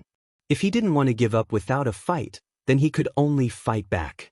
Even if Si-Bei personally appeared, Su Yuan still pretended to be unafraid and shouted, "Commander Si-Bei, aren't you sleeping every day? What are you doing here? I know. You must have been threatened by someone, right? The person who threatened you is Kong Ji, right? Don't worry, with me here, no one can hurt you. As long as you stand on my side, I can guarantee your safety." Originally, because of Si-Bei's appearance, all the soldiers started to take sides. But with Su Yuan's shout, some of the weak-willed soldiers became confused. Could it be that Kong Ji really threatened the commander and that Kong Ji wanted to rebel? The changes in the soldiers below didn't escape Si-Bei's eyes. He couldn't help but sigh and said, "Enough, Su Yuan. I didn't expect you to have such ability. You can turn black into white and say it so righteously. I'm afraid that people who don't know you will really believe your words. But what's true is true. How can it change because of a few words from you? Surrender. I will plead with Bugnam of Gojoseon to save your life." After saying this to Su Yuan, Si-Bei didn't have any intention of stopping. Instead, he said to the surrounding soldiers, "Soldiers, Si-Bei was forced by the situation and for the survival of the new 2nd Army. I had no choice but to bow to Baiming. But this doesn't really mean that I want to surrender to Baiming. It's just a temporary measure. And all of this has also received the support of Bugnam of Gojoseon. Now, Bugnam of Gojoseon has sent news that he has brought his army to the grasslands. Now, he is besieging the Baiming army and the Wala army. It won't be long before he brings his army to our Shajing city. In order to welcome Bugnam of Gojoseon, what we need to do now is to take back the city and do everything we should do." Moreover, Bugnam of Gojoseon also said that he understands the decision that everyone made under that situation. So, he won't make things difficult for any of us. Please don't worry about this. When the soldiers heard Si-Bei's speech, they all revealed a joyful expression. A person's reputation was like the shadow of a tree. Just the 3 words, Bugnam of Gojoseon, represented a magnificent army. It was an invincible aura and influence. It seemed that as long as Yang Chendong was there to fight, no matter how difficult the problem was, it would be easily solved. Long live Bugnam of Gojoseon, long live Bugnam of Gojoseon. No one knew who took the lead to shout, but at that moment, many people shouted loudly. Even the few bodyguards behind Su Yuan hesitated for a moment before they put down their weapons and shouted loudly. To others, the thunder-like shouts were shocking, but to Su Yuan, it was no less than a death sentence. He knew that the overall situation was set, and he could not turn the situation around. Thus, he fell into a state of madness. He suddenly pointed at Si Bei and said, You are a villain, a fickle villain. Villain, you are talking about yourself, right? The 5-star army has treated you well, and Bugnam of Gojoseon has treated you even better. You actually secretly contacted Baiming and thought of betrayal. People like you are the one who is shameful. This time, without Si Bei saying anything, Kong Ji had already started to scold. Unlike Su Yuan, who got his position as a division commander with Si Bei's help, Kong Ji's position as a division commander was personally appointed by Yang Chendong. Moreover, Kong Ji was a Han Chinese. He had once served in the 5-star army and performed well. Although he was not Yang Chendong's student, in terms of loyalty, he was much stronger than a foreigner like Su Yuan. Su Yuan, who had already gone crazy, did not pay attention to Kong Ji. Instead, he looked at Si Bei and said, Tell me, did you never trust me? You are lying to me, right?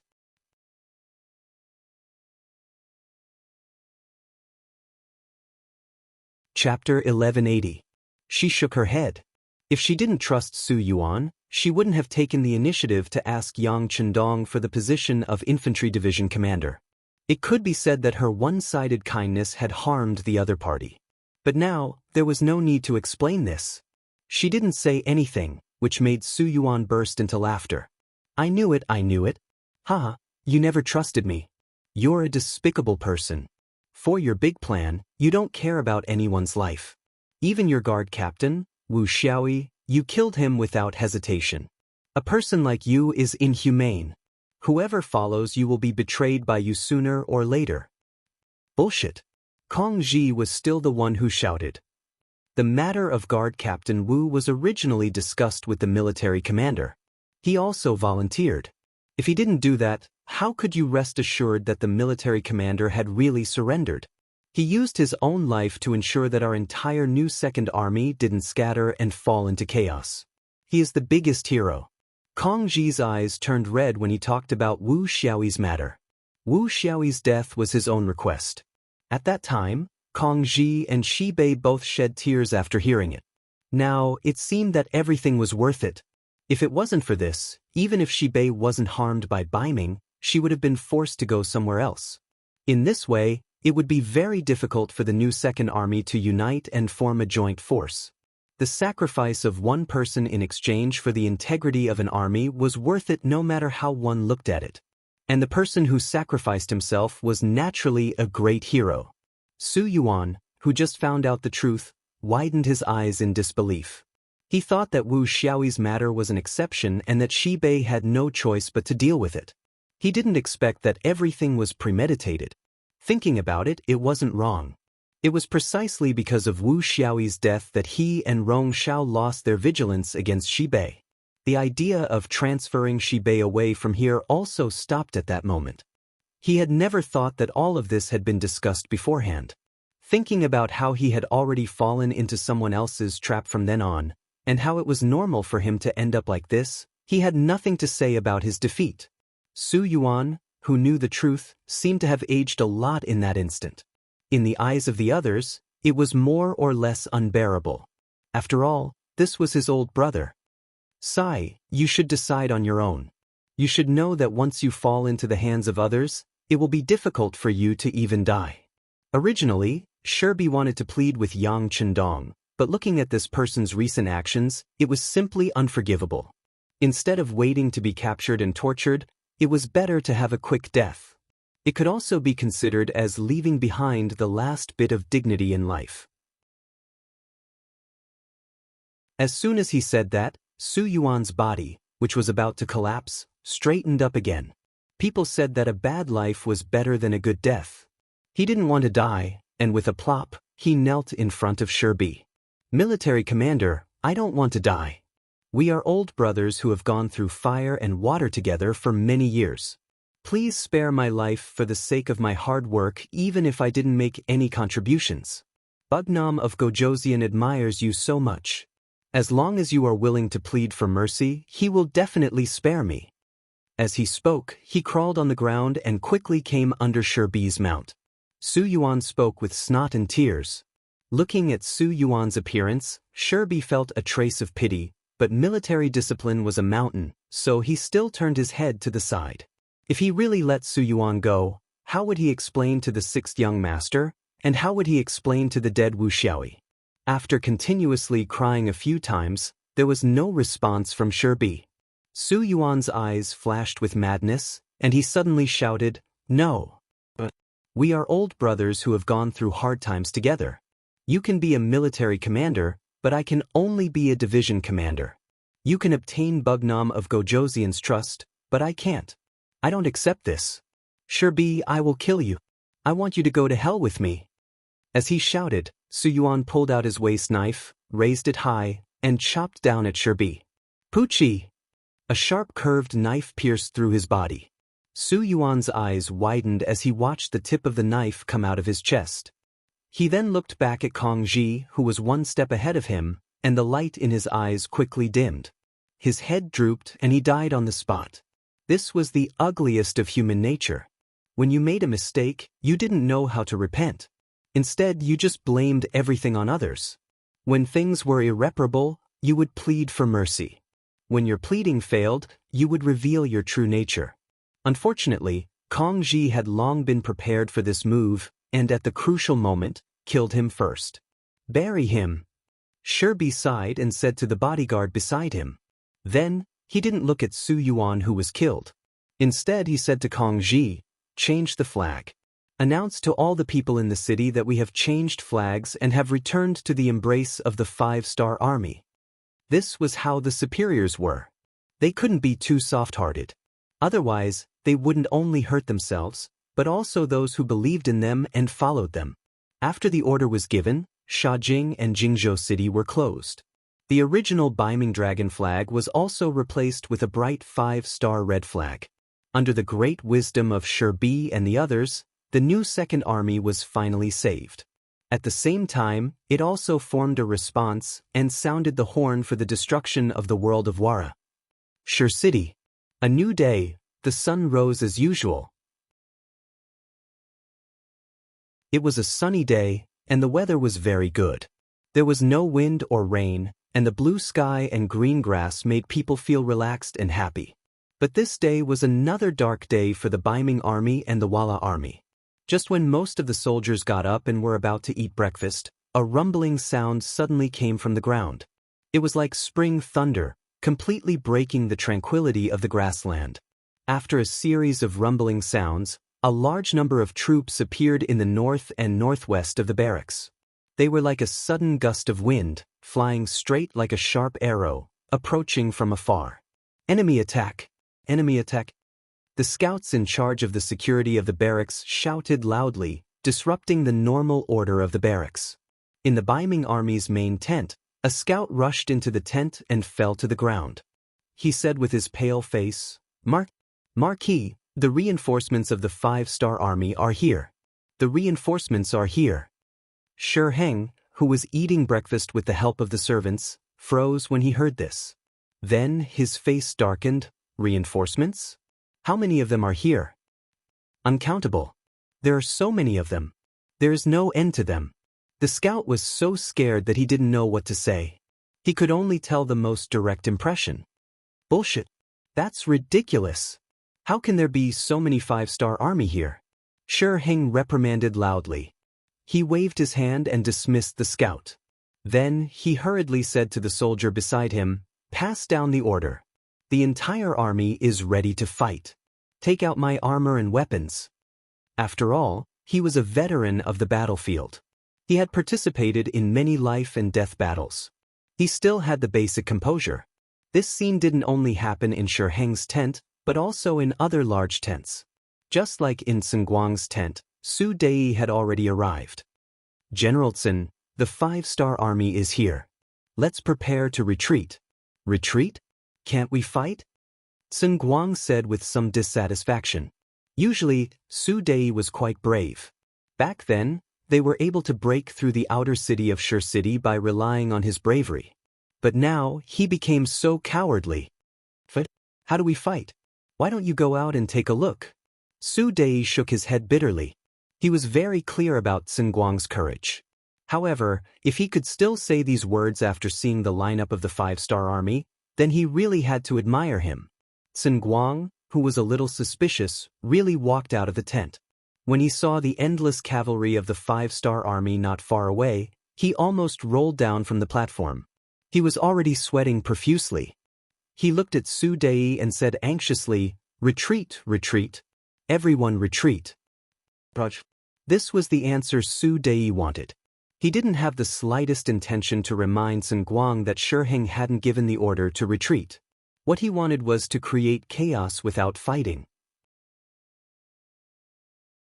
This would be more beneficial for the expansion of the Bugnam of Gojosian army. Sun Guang ran away without any backbone. At this moment, Shi Heng was still arranging the defense at the front line. The 70,000 Liaodong cavalry were already eager to fight. Fang Dingshan rode on a tall horse with excitement in his eyes. He had long heard about how powerful the cavalry of the 5-star army was. Today, he could finally see who was better. This had always been his dream. He wanted to defeat the 5-star army in front of so many people and tell the world that the Liaodong cavalry was the strongest.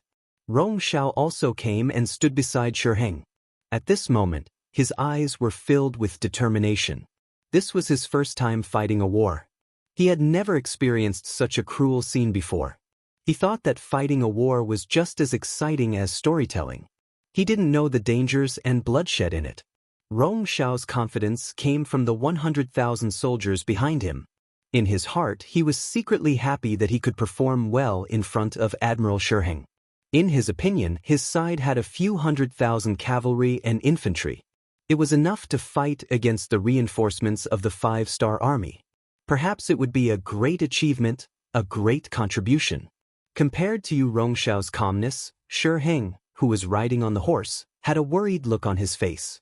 He had a feeling that since the reinforcements of the 5-star army appeared so openly, they must have come prepared.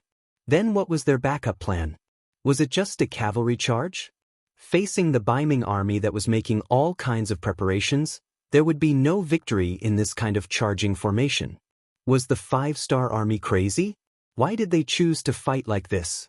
Just as Shi Heng was thinking about the reason for all of this, where was the 5-star army's backup plan, and how to fight this battle, a messenger appeared with a panicked expression. "Marquis, bad news, bad news."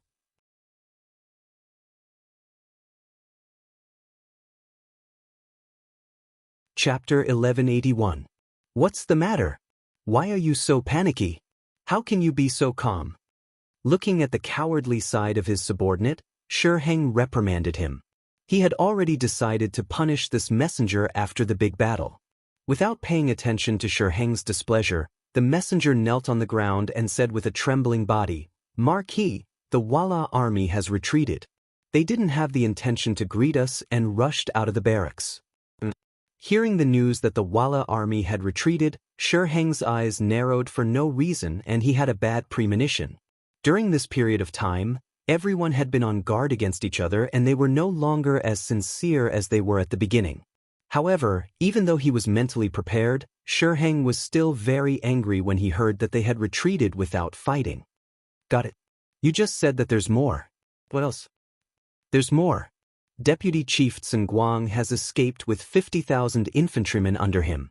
As if he had exhausted all his strength, the messenger mustered up the courage to finish speaking. "What?" Hearing this news, Shi Heng's expression changed drastically. He turned around abruptly and the sword on his body was placed on the messenger's neck. With the cold sword on his neck, the messenger's face suddenly turned pale. However, since Shi Heng had asked this question, he had to answer it. He could only continue to speak. "Just now, Deputy Chief Sun Guang has retreated with his troops. They withdrew all the troops that were attacking the city and fled to the south." "Ayaya, Sun Guang, you've ruined Marquis' plan." Hearing that Sun Guang had also escaped, Shi Heng's expression changed drastically. Although Sun Guang only had 50,000 soldiers in his hands, He was responsible for attacking the first city. Once they retreated, the 5-star army in the first city would no longer be in danger. At the same time, they might be behind him. If that was the case, how could he resist? Not to mention, after days of bitter battles, the 50,000 soldiers under Sun Guang had experienced life and death situations. They could be described as elites. Once they left, not only would their combat power be greatly reduced, they would also not be able to find a replacement. Sun Guang's escape added even more uncertainty to the battle. In a fit of anger, he swung his saber and the messenger's head flew into the air. Xianxia, who had killed someone, had red eyes and even his arms were trembling. It was obvious that he was angry in his heart. Report. Marquis, the 4 gates of the first city have been opened. They've rushed out of the inner city and are heading toward our camp in the outer city. Another messenger rushed over on horseback. Before he arrived, his shout had already resounded in the air. If Sun Guang was still around, they would have been able to more or less delay the 5-star army in the city from leaving the city since they had already taken down the outer city. But now it was too late. Xianxia's body shook slightly on the horse. Before the battle had even begun, the result had already been decided. Now that he was facing internal and external troubles, he knew that he had already lost. Xianxia forced himself to stay alert. He looked at Rong Xiao, who was not far away, and said to the bodyguard beside him, "Ask General Rong to come over. Also, you go and inform General Fang to retreat immediately." Rong Xiao was still riding on his horse, feeling the tense atmosphere before the battle. For him, who was on the battlefield for the first time, this feeling was very exciting. It caused his adrenaline to rise uncontrollably. His face also turned a lot redder because of this. "General Rong, Marquis wants to see you." The bodyguard walked over and conveyed Xianxia's military order. Okay, thank you for your trouble."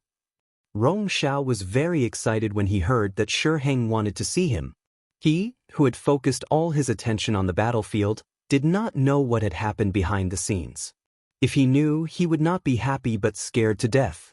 He came in front of Xianxia with an excited face. He tried his best to appear calm in order to leave the best side of Xianxia. "Not bad. It's General Rong's first time on the battlefield, yet you're so calm. You truly have the demeanor of a great general." Xianxia, who was trying his best to raise his spirits, praised Rong Xiao. This time, whether they could successfully escape or not depended on this person. "Thank you, Marquis, for your praise. This is all because of your leadership." Rong Xiao did not dare to take the credit. "Very good. You are not anxious or impatient. Not bad. Since that is the case, I will leave the first battle to you. Can you complete it?" There was no time, and Xianxia did not want to prepare any more groundwork. He went straight to the point. Hearing that he could be the vanguard, Rong Xiao was very excited. He patted his chest and said, "Marquis, please rest assured. Our swords and arrows want to drink blood. We want to have a taste." "Okay, I approve. You can go. As long as you make a great contribution, Marquis will definitely report it to the Emperor and ask for your reward." Seeing Rong Xiao so set off, Xianxia's face finally showed a trace of satisfaction. "Thank you, Marquis." Rong Xiao cupped his fists and said gratefully. He then turned around and rode away. He did not know that once he left, he would never return. "Let's retreat." After looking at Rong Xiao's back, Xianxia turned around and left. War was like this. It was either you die or I live. In order to survive, he could only sacrifice Rong Xiao and his 100,000 troops. On the other side, Xianxia's order also reached the ears of Liaodong Iron Cavalry General Fang Dingshan. "You want us to retreat? What the hell?" Fang Dingshan, who had long been prepared to compete with the 5-star troop, was obviously unhappy. He looked at the messenger with a glint in his eyes and a murderous aura exuded from his body. "General, this is Marquis' order." The messenger thought for a moment and was afraid that Fang Dingshan would vent his anger on him. Marquis had already killed one, and he did not want to be the second. Thinking of this, he carefully moved forward and said, "General, the Walla cavalry has already retreated. General Sun Guang also left with his troops. When Marquis told me to inform you, he was also prepared to retreat. What do you think? Fang Dingshan, who was about to vent his anger on the messenger soldier, involuntarily paused. After about 3 breaths, he let out a long sigh. I see. Thank you for the information. General, you are too serious. Please hurry up. When the messenger heard Fang Dingshan's words of gratitude, he immediately let out a long sigh of relief. He then cupped his fists and left. After the messenger left, Fang Dingshan did not dare to delay any longer. He said to Luo Baikuan, "Pass down the order. All troops retreat. Retreat." Military orders were like mountains. Although Luo Baikuan still had a lot of questions, since it was the general's order, he had to carry it out. After he agreed, he ordered the 70,000 Liaodong cavalry to retreat in echelons. Elites were indeed elites. Even when they were retreating, they were still orderly. Compared to the army led by Shiheng and Sengguang who were fleeing in panic, they were much better. The 5-star army had arrived. According to yesterday's agreement, they launched a general attack at 3 in the morning. Hundreds of thousands of soldiers outside the city and tens of thousands of soldiers inside the city launched an attack together. If Shiheng could have predicted this, or if he could have remained calm in the face of danger, with his advantage in numbers and the cooperation with the Wara cavalry, he might not have lost the battle. On the contrary, as long as he persevered, victory was not impossible. After all, the provisions of the new army in the beginning city had been used up. Just this morning, Yang Si took out all the food he had stored and made a delicious meal for the soldiers. It was as if he was going to break the axe and sink the boat. If such an opponent could be suppressed, it would only take a long time for the morale to drop, and it would be time for a counterattack. Unfortunately, under a series of small actions and preparations, Baiming and Wala could not be of one mind, let alone fight the enemy together. When he learned that the 5-star army suddenly appeared in the east and north and began to attack, leader Yeshen decisively gave the order to retreat.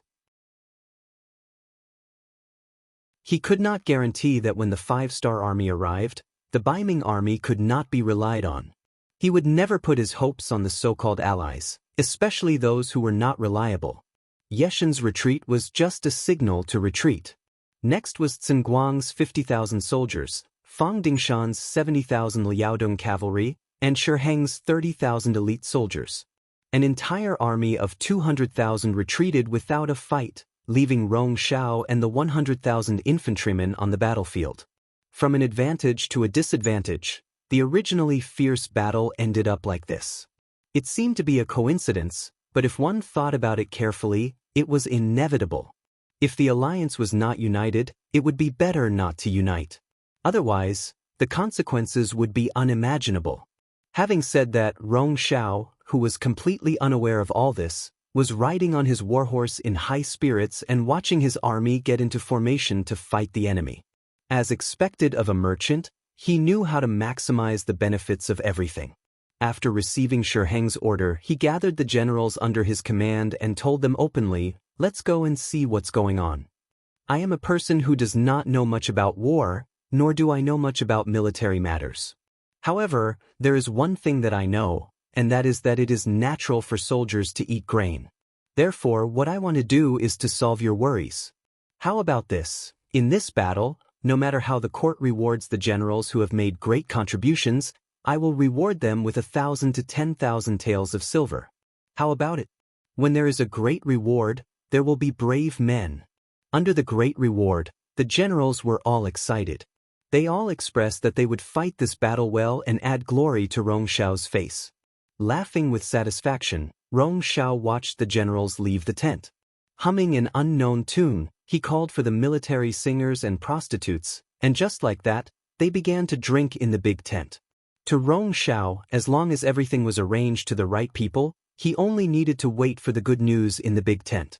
While drinking wine and watching the music and dance, he even imagined the scene of going to Shiheng to report his victory.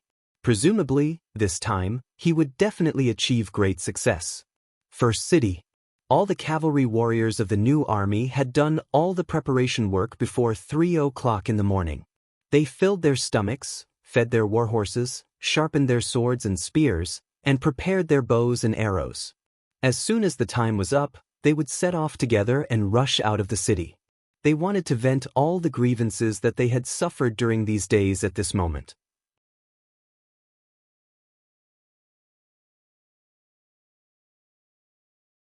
Chapter 1182. As the commander of the army, Tiger's man wore an eye-catching purple cloak. It was the unique symbol of a first-rank officer. At this moment, he was also riding on a horse with a scimitar in his hand. He had given the order for the entire army to charge. According to the plan, the 5-star army outside the city would attack half an hour before the hour of the 5-star army. After all, the distance between the two sides was quite far and it would take some time for them to rush over. The 5-star army inside the city would only need to wait for the hour of the 5-star army to pass before launching their attack. Just as the hour of the 5-star army passed by and Tiger's man was prepared to charge into the city, the scouts suddenly sent a message saying that the Baiming army on the outer city gate was beginning to retreat. What's going on? How is this possible? Tiger's man said with a face of disbelief. The war hadn't officially begun yet. How could the Baiming army retreat? Suspecting that this was a trap, Tiger's man personally led a group of generals to the inner city gate tower. As expected, they saw the Baiming soldiers fleeing in panic. Through the binoculars, they could clearly see the Baiming army soldiers on the outer city gate tower quickly rushing down the city. Some people even threw the Baiming dragon flag in their hands to the ground in order to save time. There were also some soldiers who were pushing each other and cursing as they went down the city gate. Some of the more violent ones even attacked, but there were no deaths. This can't be fake, right?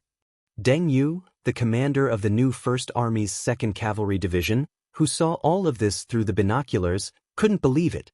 After all, chaos before the war had even begun. This didn't make sense, so it was normal to think more about it. Fake? If this is all an act by the Baiming army for us to see, then I can only say that they shot themselves in the foot. What's so scary about an army without any morale? How could they be a match for our new 1st Army? Tiger's man put down the binoculars and said with a proud expression. In a battle between two armies, the level of morale often determined the outcome of the battle. Unless it was a very elite army, otherwise, it was absolutely impossible to stage such a scene because it was very likely that the morale of the army would really be lax and out of control. That's right. It's very likely to be true. Although we don't know what's going on outside, we shouldn't miss such an opportunity. Commander, I suggest we launch the attack in advance. Lu Zhua, the commander of the 1st Cavalry Division, requested after putting down his binoculars. That's right, our heavy cavalry regiment requests for battle. Regiment Commander Windchaser said. Our light cavalry regiment is fast, we also request to fight. Commander Ma Xiangshan did not forget the last time they encountered the Liaodong Iron Cavalry that retreated without a fight.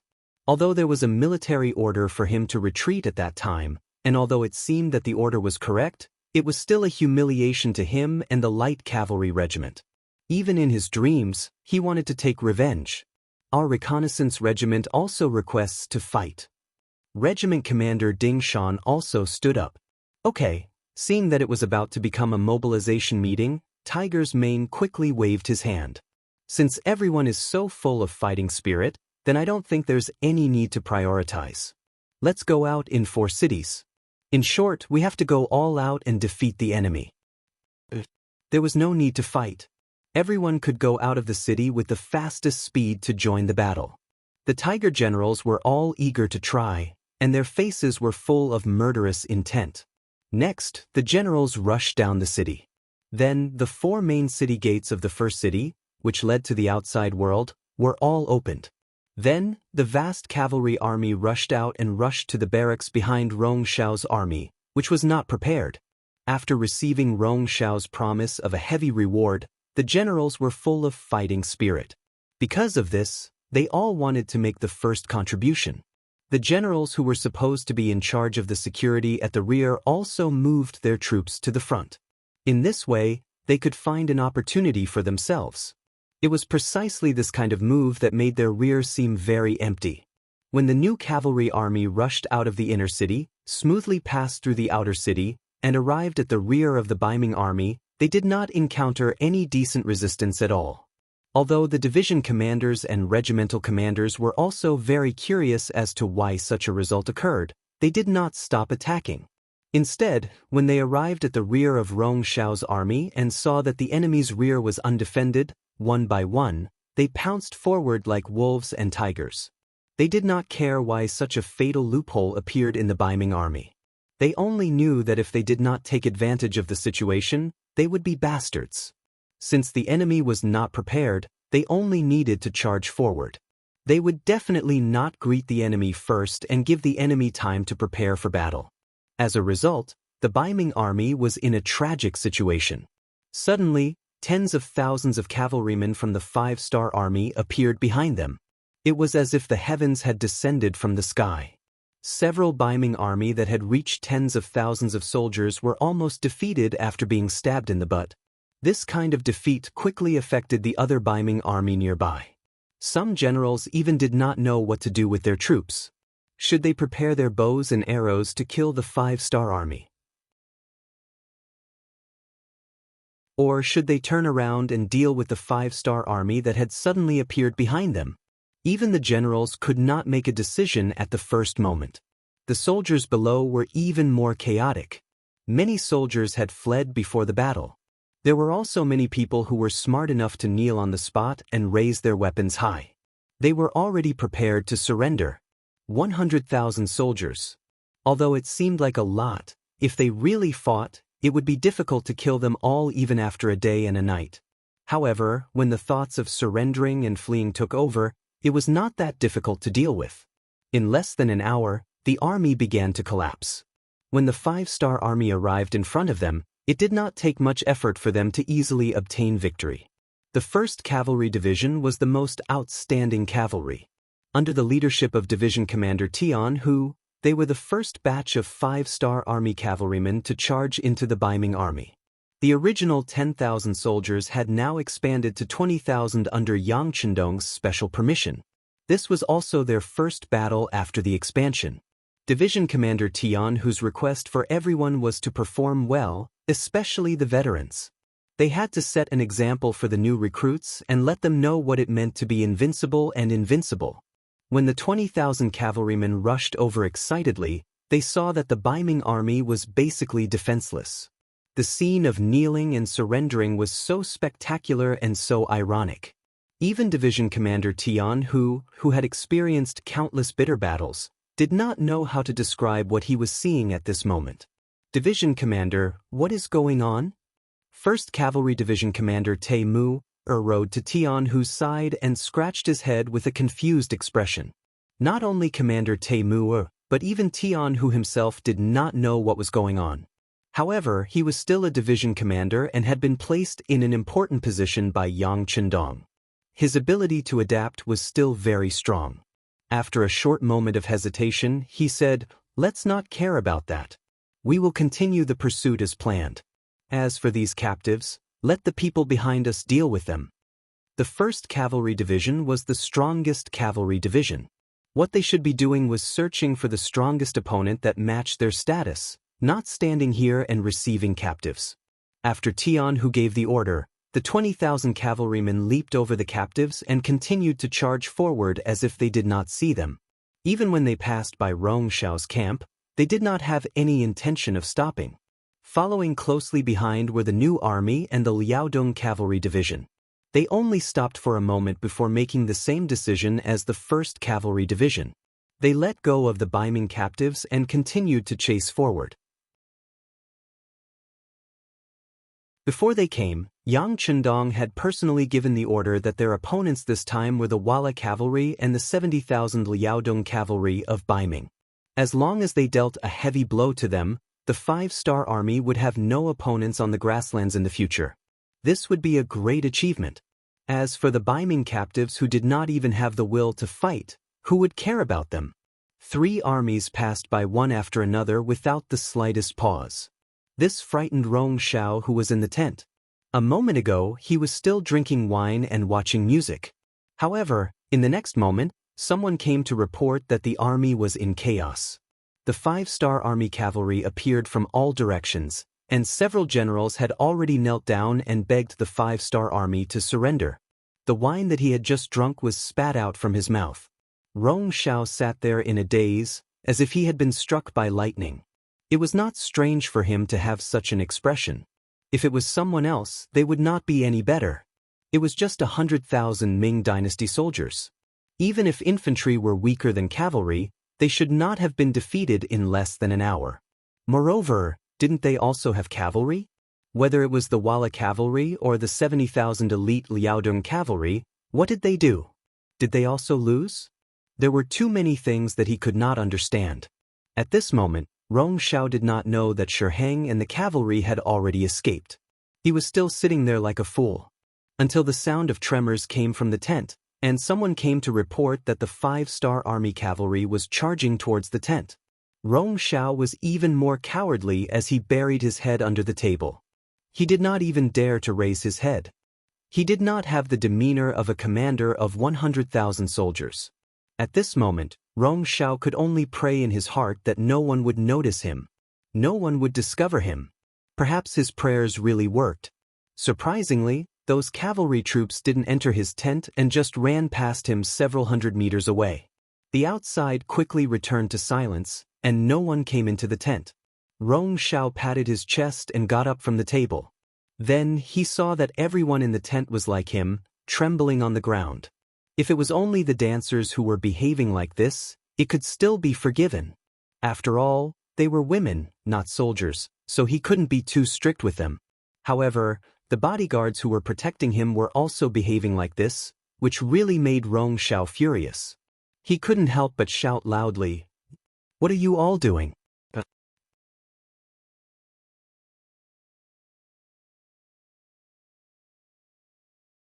Chapter 1183. This shout scared the bodyguards who were kneeling on the ground. None of them dared to raise their heads. Rumble! Rong Xiao, who was about to stand up and teach those bodyguards a lesson, once again hid under the table. His body trembled once again. Rong Xiao was about to stand up and teach those bodyguards a lesson. However, the same thing happened again. The cavalry passed by the camp again and did not disturb them. When everything quieted down, Rong Xiao lifted his head from the desk and saw that the bodyguards were still in the same position. He was furious. Just as he was about to scold them, the cavalryman came again, forcing him to bury his head in his chest again. This repeated 3 times. It was the 1st Cavalry Division, the New Army, and the Liaodong Cavalry Reinforced Regiment that passed by. This scared Rong Xiao 3 times, but it also made him more courageous. Holding a sharp longsword in his hand, he stood up. He wanted to kill 1 or 2 of the bodyguards.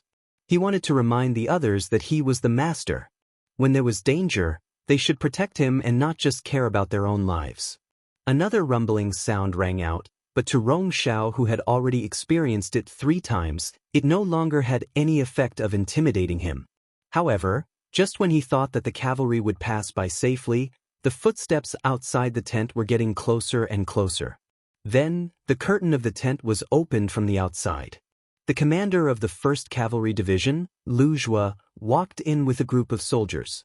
They had also seen some tents here and had come to search them out of curiosity. As a new army that had guarded the city for several months and been trapped for more than a year, their combat strength had dropped a level due to the lack of nutrition. Yang Chendong took this into consideration and ordered them to stay and clean up the battlefield.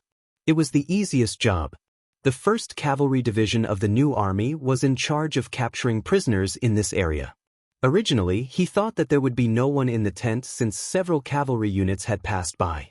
However, he didn't expect to see more than 30 people when he entered the tent. One of them was even holding a sword and standing in the middle of the tent with an angry look on his face. "There is a tough guy here." Lu Zhua sighed when he saw the person. As his voice fell, several bodyguards behind him rushed out and surrounded the person holding the sword. It seemed that if the other party dared to make a move, they would rush up and chop him into meat paste. The person holding the sword was Rong Xiao. He wanted to teach those bodyguards a lesson and then force them to protect him and leave here. He did not expect that there would be cavalry who noticed this place and rushed in. When he saw those bodyguards surrounding him, he was scared and threw his sword on the ground. Then he knelt on the ground and shouted, "Sir, please spare me." Ah? He turned out to be a coward. This dramatic scene stunned Lu Zhuo. "Yes, I am a coward." In order to survive, Rong Xiao, who was kneeling on the ground, forced himself to raise his head. He wanted to see who the other party was and whether they could be bribed. As long as they could let him live, he was willing to pay a lot of money. When he raised his head, he recognized Lu Zhuo. He immediately shouted, "Division Commander Lu, I am Rong Xiao. You don't know me? I used to do business with the city lord's mansion in the first city." If he did not shout like this, Lu Zhuo might not recognize him. If he was captured as an ordinary prisoner, he might have a chance to escape. But now, his shout had completely exposed his identity. After Lu Zhuo heard the name Rong Xiao, he frowned and asked, "Are you the Biming merchant Rong Xiao?" Hearing Lu Zhuo call out his name and identity, Rong Xiao quickly raised his head and said, "Yes, Division Commander Lu, I am Rong Xiao. We have met before. I have even worked in the army." This time, Lu Zhuo looked carefully and recognized that the person in front of him was indeed Rong Xiao. He could not help but laugh and said, "Oh, it's really you. Come, get up quickly." As he spoke, he walked over and made a gesture of supporting him with both hands. Receiving such treatment, Rong Xiao's face was naturally filled with joy. He stood up with a smile on his face.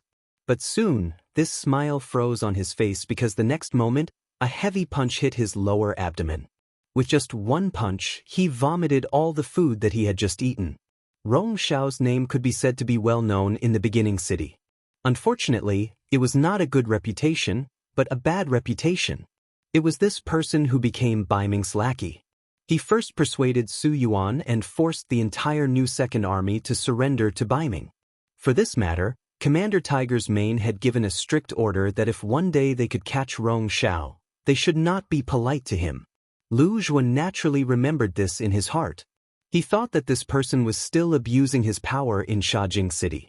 He never thought that he would meet him here. How could he be polite? Of course, he would teach him a lesson first. The miserable Rong Xiao was beaten up by Lu Zhuo on the spot. He knelt on the ground and vomited. He did not even have the strength to stand up. Lu Zhuo stopped and said to the soldiers beside him, "Come, lift him up and send him to Bugnam of Gojoseon for punishment." Without a leader, the 100,000 Biming army could not form an effective resistance. Even if some of the Biming army generals wanted to resist and make contributions, they could only resist for a few hours under the crazy attack of the 5-star army cavalry. In the end, they could not escape the fate of being surrounded and surrendered. Yang Chendong appeared at the gate of the first city with 1,000 black cavalry at noon. The first thing he saw was the captives of the Biming army and the money and supplies that they did not have time to transport when they escaped. "Young master, it's a big harvest." Beta Persei looked at all this with a grin. Yang Chendong was also in a good mood. He thought that with 70,000 Liaodong Iron Cavalry and 50,000 Wala Elite Cavalry, even if they won this battle, they would have to pay a certain price. He did not expect that Shiheng was so afraid of death that he escaped so quickly. This was naturally because of the previous strategies that worked, but it also had a lot to do with the incompetence of the commander of the Biming army. "Young master, young master." Not far away, a group of cavalry galloped over, and the shout could be heard clearly even though it was still far away. "It's Tiger's Head." Beta Persei had good eyesight and recognized the person who came. He was also excited. It had been more than 2 years since the last time they were separated. Anyone would be excited to see each other again. Especially Tiger's Mane, who came over on horseback, jumped off his horse when he was still more than 10 meters away from Yang Chendong and ran over. Facing this errand boy and servant who had accompanied him since he was a child, Yang Chendong was also filled with emotions, and his eyes involuntarily became gentle. "Young master, you're finally here." Tiger's Mane, who fell 10 feet in front of White Dragon, couldn't help but cry. "Quick, help Tiger's Head up."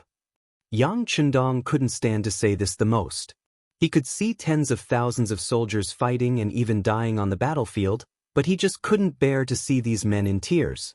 Beta Persei dismounted from his horse and helped Tiger's Mane, who was kneeling on the ground, up. Tiger's Mane, who seemed to have just calmed down, burst into tears again because of Yang Chendong's words. "You've worked hard." Unlike parting, Tiger's Mane was a person who would rather break than bend. He had even prepared to live and die with the first city. He also thought that he would never see the young master again in his life. At this time, seeing him again, one could imagine how excited he was. "Young master, you're becoming more and more mature and charming," Tiger's Mane couldn't help but say after looking up and sizing up Yang Chendong. When he first entered the capital of the Great Ming Dynasty, Yang Chendong was only a young man who was less than 20 years old. But now, he was nearly 30 years old and was a mature middle-aged man. Even the corners of his mouth had grown a beard. How could people not be moved? Tiger's Mane, your flattery skills have also improved. With Yang Chendong's laughter, the atmosphere at the scene suddenly became much more cheerful. After Tiger's Mane, Yang Si, Yumian, and the others came to greet him one by one. Yang Chendong gave each of them verbal encouragement, making them feel the warmth and importance of being close to them. After everyone greeted each other, they talked about the current situation of the battle. Tiger's Mane took the initiative to report, "Young master, except for more than 10,000 people who died or were injured in battle, the rest of the 100,000 Baiming army surrendered and were captured. Among them, the commander-in-chief, Rong Shao, was also captured alive by us. You can do whatever you want with him." "Very good." Yang Chendong nodded happily. "This battle is much smoother than I thought. Everyone has put in a lot of effort and should be rewarded." Everyone chuckled when they heard this. However, only one person had a straight face. When he saw that Yang Chendong seemed to be in a good mood, he suddenly stepped forward and said, "King, I don't want to be rewarded. I only request to participate in the hunting mission. Please allow it." The person who spoke was the commander of the new light cavalry, Ma Xiangshan. It was obvious that he was still angry about being stopped by the Liaodong cavalry. This time, he wanted to take revenge. When Ma Xiangshan first met Yang Chendong, they were still at High Town. At that time, he had shown his strength and questioned Yang Chendong's horsemanship. In the end, it ended with the white dragon being subdued. After not seeing each other for many years, the moment he opened his mouth, it was as if he was in a difficult position. Tiger's Mane, Yang Si, Yumian, and the others were all shocked and angrily rebuked him. Today, Yang Chendong was no longer the Yang Chendong of High Town. He was now the Bugnam of Gojoseon. The territory he had was comparable to the Great Ming Dynasty, and the number of troops he had was enough to dominate the Great Ming Dynasty. How could he allow others to question the military plans he made? If Yang Chendong became angry and punished Ma Xiangshan, no one would be able to say anything.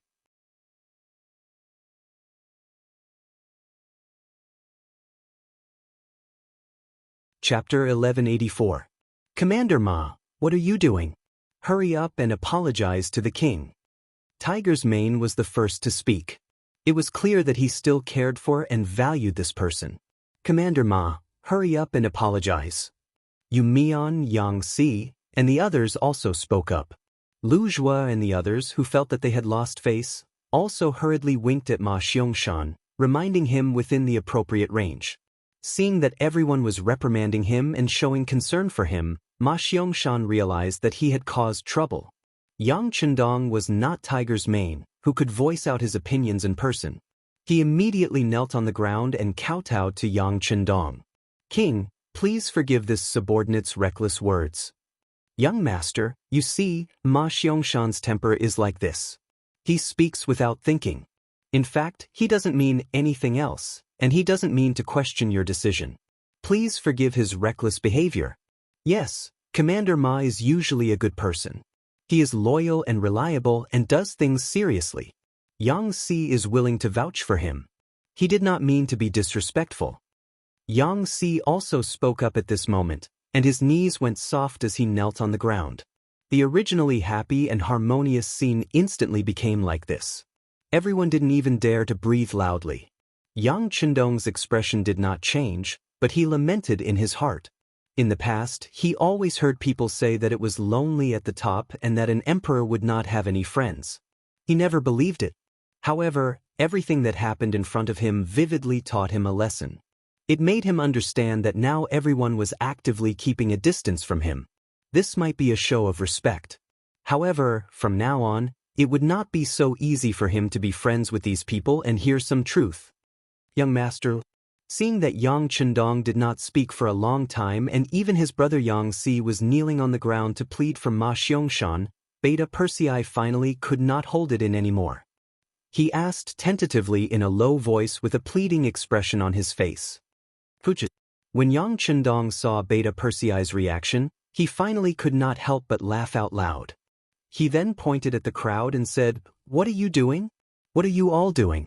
Do you really think that just because I, the young master, am in a higher position, will become estranged? Commander Ma only gave a suggestion. He didn't do anything. Why should I punish him? Why don't you all get up?" Yang Chendong said with a smile on his face. Obviously, he was not angry. Tiger's man and the others let out a sigh of relief, but at the same time, they did not deliberately remind Ma Xiangshan to thank him. Ma Xiangshan was very clear that his actions just now were very uncomfortable. This time, his apology was sincere. "Your Majesty, it's all my fault. I didn't think before speaking. Thank you for your forgiveness." "Well, it's not a big deal." Besides, Commander Ma gave a military suggestion. This is what a military officer should do. There's nothing wrong with it. Not to mention it's very reasonable. We sent too few cavalry to chase after them. Since the new army is made up of cavalry, of course, they should perform better. Not only was Yang Chendong not angry, but he also took the initiative to say what everyone wanted to say. For a moment, everyone's eyes gathered on him again. According to the military action plan that Yang Chendong had previously set, considering that the new army had been fighting for so many days, once the battle started and they broke through the joint defense line of the Baiming army and the Wala army, what they had to do was to capture prisoners and clean up the battlefield. Relatively speaking, this task was the easiest and safest. It was also beneficial for the new army to quickly recover their strength. But now, the Baiming army's front line was broken through so easily. This was really beyond Yang Chendong's expectations. Because of this, some changes could be made to the previous military plan. Noticing that everyone was looking at him with hopeful eyes, Yang Chendong asked seriously, "After being besieged for so long, and with the lack of food, are you sure that your strength hasn't declined and you can participate in the next tough battle?" "No problem." In just an instant, all the division-level generals of the new army spoke in unison. Ignoring everyone's answer, Yang Chendong's eyes fell on Tiger's mane. He wanted to hear his opinion. He didn't want to blindly agree because these people wanted to show off. Once there was a problem, it would be a big problem. Tiger's mane obviously understood what Yang Chendong meant. He didn't answer immediately. Instead, he lowered his head and pondered for a moment. Then he raised his head and said, "Young master, most of them don't have any problems. Although the siege seems dangerous, as cavalry, they don't really have many opportunities to go up the city tower. In addition, Yang Si took out the stored food half a month ago. During this period of time, everyone's physical strength has been replenished. They can accept the mission of continuous battle." "Well, you said that most of them don't have any problems. That means that some of them have problems. Tell me, which divisions need to stay behind?" Yang Chendong understood the hidden meaning in Tiger's mane's words. He also needed someone to stay behind to clean up the battlefield and look after the prisoners. He couldn't let the new army rush up at once. If that happened, what would happen to the safety of the beginning city? "Yes, young master. I personally think that the 1st Cavalry Division and the 2nd Cavalry Division should stay behind. The other divisions can join the battle immediately." Tiger's mane didn't even turn his head. He could even imagine that his subordinates would definitely look at him with hopeful gazes. However, it was good to want to render meritorious service. However, if they didn't have enough strength and forcefully stood out, it wouldn't be meritorious service but courting death. When he mentioned the 1st Cavalry Division and the 2nd Cavalry Division, Lu Zhua and Deng Yu's expressions immediately became very ugly. However, they had nothing to say. Previously, when they were defending the city, the 70,000 soldiers that Yang Si had prepared couldn't hold on any longer.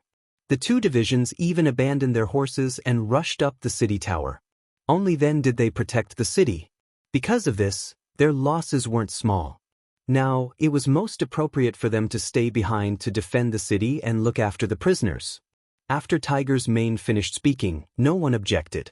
Yang Chendong knew that this should be a result that everyone could accept. He immediately said, "Very good. If that's the case, the 1st Cavalry Division and the 2nd Cavalry Division will stay behind. Heavy Cavalry Regiment, listen to my orders. You are ordered to wander around Tulu City. If you find any Baiming army that wants to come out, fight them back. If there are too many enemy soldiers, you can return to the beginning city at any time to ask for reinforcements." The Heavy Cavalry Regiment's commander, Windchaser, immediately agreed excitedly. "Light Cavalry Regiment and Reconnaissance Regiment, rest for a while. After that, you will set off with this king and kill your way to the Hanoi area. This time, we will make the Wara Wara pay the price. I want Yeshen's head." Yang Chendong's voice became louder and louder as he spoke. The two commanders, Ma Xiong-shan and Ding Shan, immediately agreed loudly. As the war went surprisingly smoothly, Yang Chendong's vision was no longer limited to taking back the lost cities. Instead, he wanted to make a crusade against his enemies and opponents. And this time, his target was the leader of the Wara Wara, Yes Hen. Although Baiming was also an opponent, after all, they had a deep foundation and were powerful. If he tangled with them now, he didn't know how many troops and time he would have to invest. This was not in line with Yang Chendong's current development goal. It was better to let go of the opponent first and clench his fists to deal with Yes Hen first. Of course, if Baiming didn't know what was good for them and still came out to mess things up, then he didn't mind fighting a few more battles with them. The new army's military plan had been adjusted. Everyone went to prepare. Using these few hours of reorganization, Yang Chendong came to the big tent outside the city. He separately received the Far Eastern Army's commander Qin Bo, Mabe Division's commander Xen Honghai, Na Raizong and the Mongolian generals who had joined the 5-star army. During the process of receiving them, Yang Chendong gave full recognition and praise to everyone's performance, making every general feel a sense of importance. When everyone walked out of the tent, their faces were full of satisfaction and excitement. Especially at the end, when Yang Chendong sacrificed himself to analyze the situation for them, it made them have a clearer understanding of the next step and plan. For example, the Far Eastern Army's commander Qin Bo, Yang Chendong straightforwardly asked him to rush back to the Far Eastern province. The environment there was complicated, and they couldn't lack the deterrence of the army. Of course, this time, they didn't come in vain. After the supply line was opened, soon new supplies would be sent from the sea through the Liaodong region. This time, when Qin Bo and the others returned, they could send a large number of logistical supplies back. This would play a very positive role in speeding up the development of the Far Eastern province. 6th Young Master, I will leave you a division. Next, we will deal with Yes Hen of the Wara. He is not an easy person to deal with. Of course, the more the better. I also want to let my soldiers see the true style of the 5-star Army's cavalry. Qin Bo was in favor of withdrawing the army back to the Far Eastern province. Originally, this time, he came here to launch a surprise attack and rescue the heavily injured Mo Bay City and Shur City. Now that the mission was completed, of course, he had to go back.